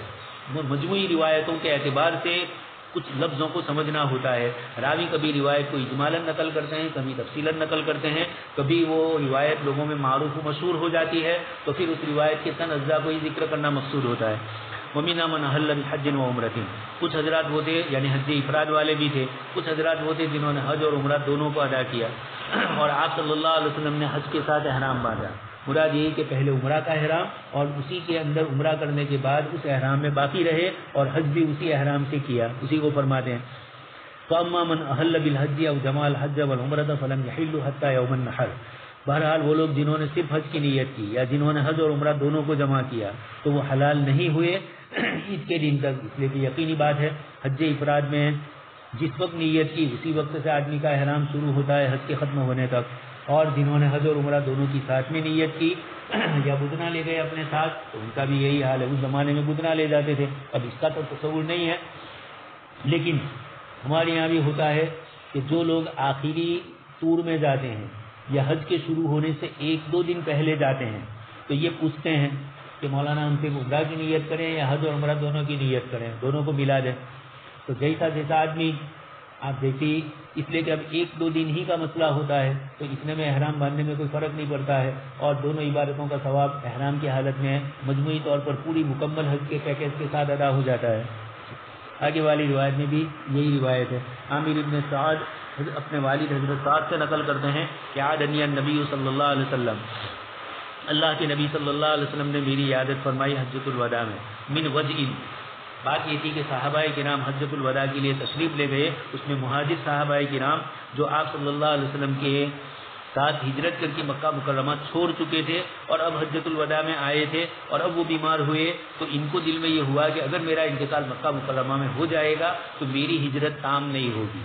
جیسے ایک اور صحابی رضی اللہ تعالیٰ عنہ کے متعلق آگے آ رہا ہے. یہ فکر دامنگیر تھی حضرت سعد بن ابی وقاص رضی اللہ تعالیٰ عنہ کو. آپ صلی اللہ علیہ وسلم نے ان کو فرمایا کہ آپ فکر نہ کریں اللہ پاک آپ کو یا رسول اللہ بلغ ابی من الوجع ما ترى مجھے جو تکلیف اور پریشانی ہے آپ اس بیماری کو جانتے ہیں. وَأَنَا ذُو مَالٍ اور میں مال والا ہوں. وَلَا يَرِثُنِي إِلَّا ابْنَةٌ لِوَاحِدَةٌ اور میری وارثہ نہیں ہے مگر ایک بیٹی میری. جبکہ روایت میں آیا کہ ان عامر ابن سعد ان ابیہ تو یقینی بات ہے کہ حضرت سعد بن ابی وقاص رضی اللہ تعالیٰ عنہ نے جس وقت فرمایا اس وقت ان کی بیٹی تھی اس لیے انہوں نے آپ صلی اللہ علیہ وسلم سے اپنی میراث کے متعلق فرمایا. لیکن بعد میں شادی کی ہو اور پھر اس کے بعد صاحبزادے ہوئے جن کا نام عامر ابن سعد یہ اپنے والد سے روایت نقل کرتے ہیں. اس لیے یقینی بات ہے کہ جس وقت روایت نقل کرتے ہیں یہ بعد ہی کا قصہ ہوگا. اس لیے ان کی پیدائش کا عمومی طور پر یہی محسوس ہو رہا ہے کہ جس وقت فرمایا تھا اس وقت تو آپ رضی اللہ تعالیٰ عنہ کی بیٹی ہی تھی اور پھر اس کے بعد صاحبزادے کی بھی پیدائش ہوئی. لیکن حضور نے جو بشارت دی حضرت سعد بن ابی وقاص سے اس بشارت کو روم اور ایران والوں کے ساتھ جو مسائل پیش آئے اور پھر اس کے بعد آپ کو گورنر بھی بنایا گیا تھا کوفہ کا. روایتیں آپ سن چکے ہیں. اور ایک عورت نے آپ کی نماز کے اوپر اشکال کیا تو پھر حضرت سعد بن ابی وقاص نے اس کا جواب دیا. تو یا رسول اللہ اچھا وَأَنَا ذُو مَالٍ فَأَتَصَدَّقُ بِثُلُثَيْ مَالِي تو میں اپنے مال کے 2 ثلث 2/3 2 چرتیاں اس گجراتی میں بولتے ہیں یہ 2 ثلث میں ادا کر دوں یعنی 3 لاکھ روپے ہیں تو 2 لاکھ روپے دے دوں. قال لا قلت فاتصدق بشطره، تو پھر آدھا دے دوں میں؟ فرمایا لا، شطر کا لفظ آدھے کے لیے بھی استعمال ہوتا ہے اور بھی دوسرے معنی کے لیے، لیکن یہاں 2 ثلث آ گیا، آگے 1 ثلث آ رہا ہے اور بیچ میں شطر فرمایا، تو یقینی بات یہ آدھے کی طرف اشارہ ہے۔ فرمایا کہ 3 تہائی، آپ نے فرمایا کہ تہائی بھی ہے تو زیادہ، اور اسی لیے آپ دیکھ رہے ہیں کہ 1/3 سے زیادہ کی وصیت جائز نہیں، اور اگر کی ہے تب بھی معتبر نہیں ہے، تو ثلث ہے تو زیادہ، لیکن آپ صلی اللہ علیہ وسلم نے اجازت دی صحابی کو 1 ثلث کی۔ اچھا، اور یہ اللہ کی راہ میں جاتے وقت نہ دینے کی جو وجہ ذکر کی، یہ بھی بڑی سماجی بھی ہے، معاشرتی بھی ہے اور اقتصادی بھی ہے۔ انک ان تذر ورثتک اغنیاء خیر من ان تذرهم عالۃ، آپ اگر اپنے وارثوں کو مالدار چھوڑو، یہ بہتر ہے اس بات سے کہ تم ان کو محتاج اور فقر کی حالت میں چھوڑو۔ یتکففون الناس، یہ اپنے ہتھیلی لوگوں کے سامنے پیش کرے، اس لیے کہ مانگنے والا بیچارہ ہاتھ بڑھاتا ہے، ہتھیلی بڑھاتا ہے۔ تو آپ صلی اللہ علیہ وسلم نے فرمایا کہ آدمی دنیا کے اندر تو کھاتا پیتا رہتا ہے اور مرنے سے پہلے پہلے وصیت کر کے کبھی یا تو ورثہ کو محروم کر دے، یا ہمارے یہاں تنکاریہ میں رواج تھا، ہم لوگ چھوٹے تھے تو بریلی متولی آتے تھے، ہمارے محلے میں ایک صاحب بیمار ہوئے، بڑی عمر کے تھے، ان کے بیٹے دیوبندی تھے، یہ ادھر تھے، تو متولی ان کے پاس آئے اور 2-3 گھنٹے بات کروا کے، ایک کھیت تھا ان کا جو بالکل گاؤں کے قریب تھا، جو ابھی اب مکان وہاں بن گئے، وہ کھیت ان کو مسجد میں دینے کے لیے کہا، یہ دینے کے لیے تیار ہو گئے تھے۔ ہمارے والد صاحب کے دوست تھے، چاہے عقیدے میں اختلاف تھا لیکن والد صاحب کے دوست تھے، ان کو اجتماع میں بھی لے جاتے تھے۔ تو والد صاحب نے ان کو کہا کہ تم نے زندگی بھر کھایا ہے، اب اولاد کے لیے کچھ چھوڑ کے جاؤ، تمہارے بیٹوں کے پاس کھیتی کے علاوہ اور کچھ نہیں ہے، اور تم یہ بھی چھوڑ دو گے تو ان کا کیا ہوگا۔ خیر بات مان لی اور انہوں نے وہ کھیت وقف نہیں کیا، مسجد میں نہیں دیا، پھر انتقال ہو گیا 2-3 دن میں۔ پھر 20-25 سال کے بعد ان کا یہ جو کھیت ہے وہ ایسی جگہ سے گزر رہا تھا کہ جہاں اچھی خاصی قیمت ان کی آ رہی تھی، تو ایک دن ان کا پوتا مجھے ملا، وہ بھی حافظ قرآن۔ انہوں نے مجھے کہا کہ دادا، وہ ہمارے والد صاحب کو کہتے تھے کہ دادا نے یہ چھوڑ کے گئے تو اچھا ہے، آج ورنہ ہم لوگوں سے بھیک مانگتے، اللہ پاک نے ہمیں اس مال میں برکت دی اور اس کی بنیاد پر ہم سارے پوتے بھی خوش ہیں، سب کو اچھی رقم مل گئی، تو دادا کی وراثت میں پوتوں کو جو ملا وہ اتنا مل گیا اللہ پاک کی طرف سے۔ تو یہ روایت میں بتلایا جاتا ہے کہ پوری زندگی تو آپ استعمال کرو اور پھر وصیت کر کے جاؤ، اس لیے شریعت مطہرہ نے 1 ثلث کے اوپر بریک لگا دی۔ اور 1 ثلث کی بھی کیوں گنجائش دی؟ حالانکہ آدمی دنیا سے جا رہا ہے تو اب یہ مال اس کا نہیں ہے، ورثہ کا ہے، لیکن آدمی چونکہ حریص ہوتا ہے، لالچو ہوتا ہے، اس لیے انسان اپنی زندگی کے اندر کوئی چیز نہیں دے پا رہا ہے نیکی کے کاموں میں، تو اب مرنے سے پہلے کم سے کم اتنا دے، اس کی کمائے ہوئے مال میں شریعت نے اس کا اتنا لحاظ کیا۔ پورا دے دے، محروم کر دے ورثہ کو، یہ بھی صحیح نہیں۔ اور بیچارے نے زندگی کمایا لیکن یہ ہے کہ اب وہ خرچ نہیں کر سکا اور اب اللہ کی راہ میں جانے سے پہلے کچھ دے رہا ہے، تو شریعت نے یہ بیلنس باقی رکھا اور 1 ثلث مال اس طریقے سے اس کو وصیت کرنے کی گنجائش دی، لیکن اصول اور ضابطہ بتلا دیا، لا وصیت لوارث، وارث کے لیے وصیت نہیں، اس لیے کہ اس کو تو وراثت ملنے ہی والی ہے۔ یہ وراثت، یہ جو وصیت ہے یہ تو اس لیے ہے کہ کسی کا حق تیرے ذمے ہے اور تو ادا نہیں کر سکا تو اس کو دے دے، کسی ادارے کا حق ہے تیرے ذمے، اسی طریقے سے کسی آدمی کا یا دین کے کاموں میں خرچ کرنا چاہتا ہے، اب تک نہیں کیا ہے، تو یہ شریعت مطہرہ نے ان کے لیے رکھا ہے، ورثہ کو تو حصہ ملنے ہی والا ہے۔ آگے حضور نے فرمایا وَلَسْتَ تُنْفِقُ نَفَقَةً، اور تم نہیں خرچ کرو گے کوئی خرچ کرنے کی چیز جس کے ذریعے تم اللہ کی رضامندی چاہو مگر اس پر تمہیں اجر بھی لے گا، یعنی جو بھی نیکی کا کام اللہ کو راضی کرنے کے لیے کرو گے اگرچہ وہ سماجیات میں سے محسوس ہو رہا ہو لیکن پھر بھی اس پر ثواب ملے گا۔ چنانچہ حضور نے جملہ بھی جو فرمایا اس کو سماجیات میں لے لیا، حتی اللقمۃ تجعلها فی امراتی، یہاں تک کہ وہ لقمہ جو تم اپنی بیوی کے منہ میں رکھو گے اور ثواب کی نیت سے کہ اجنبی عورت میرے لیے حرام ہے، میری بیوی میرے لیے حلال ہے، میری بیوی سے میری محبت باقی رہے تاکہ میری نظریں ادھر ادھر اجنبیہ عورتوں کی طرف نہ جائے، اس کی بھی مجھ سے محبت ہو اور وہ بھی وفا کی حالی سے میرے ساتھ رہے تاکہ دونوں طرف سے محبتیں ہو۔ حب، بزرگوں نے لکھا بھی ہے، با مشدد ہے اور تشدید کی بنیاد پر ایک کا دوسرے میں ادغام ہو رہا ہے، تو محبتیں بھی دو قلوب ایک دوسرے سے مل جاتے ہیں۔ اللہ کی محبت کی نسبت پہ بھی جیسا آپ سن چکے ہیں، رجلان تحابا فی اللہ اجتمع علیہ وتفرق علیہ۔ قلت یا رسول اللہ اخلف بعد اصحابی، کیا میں اپنے میرے صحابہ کے بعد میں پیچھے رہوں گا؟ قال میں پیچھے چھوڑوں گا صحابہ کو، یعنی مراد یہ کہ میرا دنیا سے انتقال ہو جائے گا اور میں لوگوں کو اپنا نائب بناؤں گا۔ فرمایا انک لن تخلف، آپ پیچھے نہیں چھوڑیں گے بلکہ آپ آگے رہیں گے ابھی۔ فتعمل عملا تبتغی به وجه الله الا عزت به درجه ورفعه، بس بہت سارے عمل تم کرو گے، آپ نے یہ اشارتاً فرما دیا، جو عمل تم کرو گے اور اس میں اللہ کی رضامندی چاہو گے، الا عزت به درجه ورفعه، اس کے اندر اللہ پاک کی طرف سے تمہارے درجات کو بلند کیے جائیں گے۔ ولعلک تخلف، پھر حضور نے فرمایا لعلک، فرمایا اللہ کی نبی ہے لیکن کسی کے لیے گارنٹی نہیں دے سکتے، اس لیے لعلک فرمایا، حتیٰ کہ بچے کے انتقال پر بھی سبحان اللہ عصفور من عصافیر الجنہ کا جملہ حضرت عائشہ کی زبان سے نکلا تو آپ صلی اللہ علیہ وسلم نے فرمایا کہ اس کی گارنٹی مت دو۔ یہاں حضرت سعد بن ابی وقاص کے متعلق آپ صلی اللہ علیہ وسلم کو اللہ پاک کی طرف سے اطلاع ہو گئی ہوگی کہ یہ فاتح ایران بننے والے ہیں، ابھی تو اللہ پاک کی طرف سے ان سے کام لینا ہے، لیکن حضور نے لعلک کا جملہ فرمایا، تاکیدی نہیں فرمایا۔ اور ہمارے یہاں تو کوئی پیر صاحب اور کوئی اس قسم کے لوگ ہوتے ہیں جو لوگوں ان کے پاس جاتے ہیں تو درا در کہہ دیتے ہیں، جاہلانہ متصوفانہ جو دنیا ہے اس کے اندر عجیب و غریب قسم کی بشارتیں اور عجیب و غریب قسم کی، یہاں اللہ کی نبی ہے، آپ کو معلوم بھی ہے کہ اللہ پاک ان کے ذریعے ایران کو فتح کروائیں گے، لیکن حضور نے جو جملے فرمائے لعلک، شاید تم پیچھے چھوڑے جاؤ، حتیٰ ینتفع بک اقوام، یہاں تک کہ ینتفع، آپ سے ایک قوم کو نفع ہو مسلمانوں کو، ویضر بک آخرون، اور دوسرے آپ سے ضرر پائے، دوسروں کو آپ کے ذریعے ضرر ہو، مراد مشرکین ایران والے۔ یہ آپ صلی اللہ علیہ وسلم نے اشارتاً حضرت سعد رضی اللہ تعالیٰ عنہ کو فرما دیا۔ آگے فرمایا اللہم انزل لاصحابی ہجرتہم، یا اللہ میرے صحابہ کی ہجرت کو قبول فرما اور ان کو مکہ مکرمہ میں ان کا انتقال نہ ہو بلکہ مدینہ میں ہو، تاکہ دارالہجرت قیامت کے دن کھڑے ہوں تو یہ کہہ سکے کہ میں ہجرت کر کے آپ کے دین کی نسبت سے موت تک باقی رہا ہجرت پر، اور اب میں آپ کے دربار میں حاضر ہوا، یا جب آپ نے مجھے موت دی تو اللہم امضی لاصحابی ہجرتہم، میرے صحابہ کی ہجرت کو آپ قبول فرمائیے، ولا تردہم علی اعقابہم، اور ان کو ان کی ایریوں کے بل مت واپس کر۔ ایک مطلب یہ بھی ہوا کہ ایمان سے محروم کر کے کفر میں نہ چلا جائے، کوئی مرتد نہ ہو جائے، یہ بھی دعا، لیکن آپ صلی اللہ علیہ وسلم اس کے ساتھ یہ بھی فرماتے ہیں کہ ہلکی سی جو ایک ظاہری مشابہت ہے کہ اگر ان کا انتقال مکہ مکرمہ میں ہوا تو کوئی یہ کہے گا کہ وطن سے ہجرت کر کے تو گئے تھے لیکن جب انتقال ہوا تو وطن ہی میں ہوا۔ جیسے ہم لوگ دیکھتے ہیں بہت سارے حضرات ملازمت کے لیے کسی جگہ چلے جاتے ہیں تو ایک لمبی مدت وہاں رہتے ہیں، اور جب ملازمت ختم ہوتی ہے تو پھر اپنے گاؤں اپنے شہر میں آ جاتے ہیں، تو یہ بھی ایک شکل ہوتی ہے۔ تو یہاں پر بھی صحابہ کرام کے لیے ولا تردہم علی اعقابہم، ظاہری مفہوم تو یہ ہوتا ہے لیکن اصل بتلانا یہی ہے کہ ان میں سے کسی کی ہجرت ظاہری اعتبار سے، جیسا آگے جملہ فرمایا لیکن الباعث سعد بن خولۃ رسالہ رسول اللہ صلی اللہ علیہ وسلم ان توفی بمکہ، لیکن آپ صلی اللہ علیہ وسلم کو اپنے صحابی باعث آپ صلی اللہ علیہ وسلم کو تھوڑی تکلیف اور آپ صلی اللہ علیہ وسلم کو تھوڑا افسوس ہوا،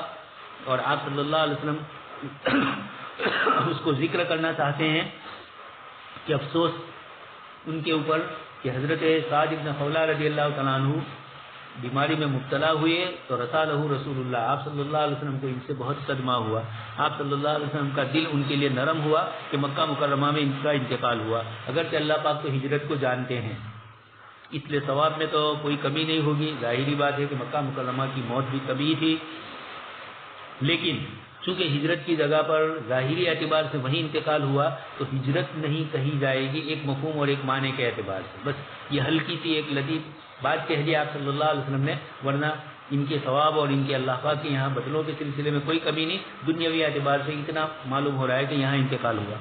حضرت نافع بن عمر رضی اللہ تعالیٰ عنہ سے روایت نقل کرتے ہیں کہ آپ صلی اللہ علیہ وسلم نے حلق راسہ فی حجۃ الوداع، حجۃ الوداع میں آپ صلی اللہ علیہ وسلم نے اپنے سر کو حلق کروایا، آگے والی روایتوں میں بھی آپ صلی اللہ علیہ وسلم نے سر حلق کروایا حجۃ الوداع میں، واناس من اصحابہ، اور آپ کے ساتھ کچھ صحابہ نے بھی حلق کروایا، اور وقصر بعضهم، اور کچھ حضرات نے بال بھی کٹوائے، دونوں کی گنجائشیں ہیں۔ اللہم ارحم المحلقین، حلق کروانے والوں کی آپ صلی اللہ علیہ وسلم نے فضیلت ذکر فرمائی ہے۔ آگے والی روایت عبداللہ ابن عباس نے خبر دی کہ انہ اقبل یسیر علی حمار، حضرت عبداللہ ابن عباس حجۃ الوداع کے موقع پر آپ صلی اللہ علیہ وسلم کے ساتھ چل رہے ہیں، اور اسی موقع پر ایک واقعہ اپنا نقل کرتے ہیں کہ میں اپنے گدھے پر سوار ہو کر جا رہا تھا حضرت مولانا شبیر احمد عثمانی رحمۃ اللہ علیہ فرماتے ہیں کہ عرب کا گدھا گدھا نہیں ہے، وہ حمار ہے۔ ہندوستان کا انسان بھی گدھا بنتا ہے اور گدھے کو بیچارے کو معیوب سمجھا جاتا ہے، عرب میں یہ معیوب نہیں سمجھا جاتا تھا۔ اس لیے علامہ عثمانی فرماتے ہیں کہ گدھا بولو تو ہمارا تصور انڈین گدھے کی طرف جائے، حمار بولو یہ کہنے کا حاصل مولانا کا یہ ہے تاکہ حمار ایک الگ چیز ہو جائے۔ اور آپ صلی اللہ علیہ وسلم مینا میں قیام پذیر تھے، حجۃ الوداع کے موقع پر آپ لوگوں کو نماز پڑھا رہے تھے، عبد البائی بھی نماز کے لیے آ رہے تھے۔ فصار الحمار بین یدی بعض الصف، میرا گدھا صف کے بیچ میں سے گزرا، اس لیے کہ حضور نے آگے سترا گاڑ دیا تھا، اس لیے کوئی فرق نہیں پڑتا۔ ثم نزل عنہ، پھر عبداللہ ابن عباس فرماتے کہ وہ اس سے اترے، ابھی تو جوانی کی عمر کو پہنچ رہے ہیں۔ یصلی فصف مع الناس، انہوں نے بھی لوگوں کے ساتھ سب میں کھڑے ہو گئے۔ مراد یہ ہے کہ نماز میں صحابہ کرام کے ساتھ وہ بھی شریک ہو گئے۔ اب ان کی عمر کیا تھی اس سلسلے میں کچھ لوگوں نے جو چھوٹے بچوں کو صف میں کھڑا کرنے کے جواز کے سلسلے کی گنجائش دیتے ہیں، اس روایت کو بھی پیش کرتے ہیں، لیکن خیر ویسے میں احناف کے نزدیک حضرت مولانا مفتی فاروق صاحب لوہاروی دامت برکاتہم نے پورا رسالہ لکھا ہے، اور احناف کے یہاں بھی دلائل سے ثابت کیا ہے کہ بچہ اگر صف میں کھڑا ہو جائے تو گنجائش ہے اس کی۔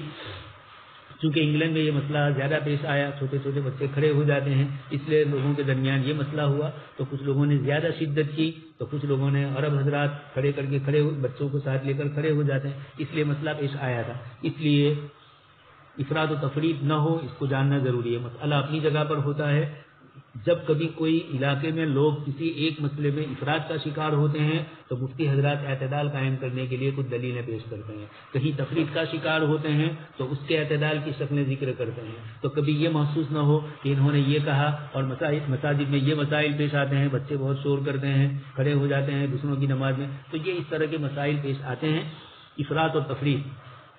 مفتی اعتدال کی تعلیم دیتا ہے، اب جو اس پس منظر کو نہیں جانتا ہے وہ فوراً اشکال کرتا ہے، حالانکہ بات دوسری ہوتی ہے۔ مفتی کے پیش نظر اپنے وقت کے حالات، اپنے علاقے کے حالات، اپنی مسجد کے مسائل جو عملاً پیش آ رہے ہیں اس کو پیش نظر رکھ کر وہ فتوے دیتے ہیں۔ سئل اسامہ، حضرت اسامہ رضی اللہ عنہ سے پوچھا گیا، وانا شاہد،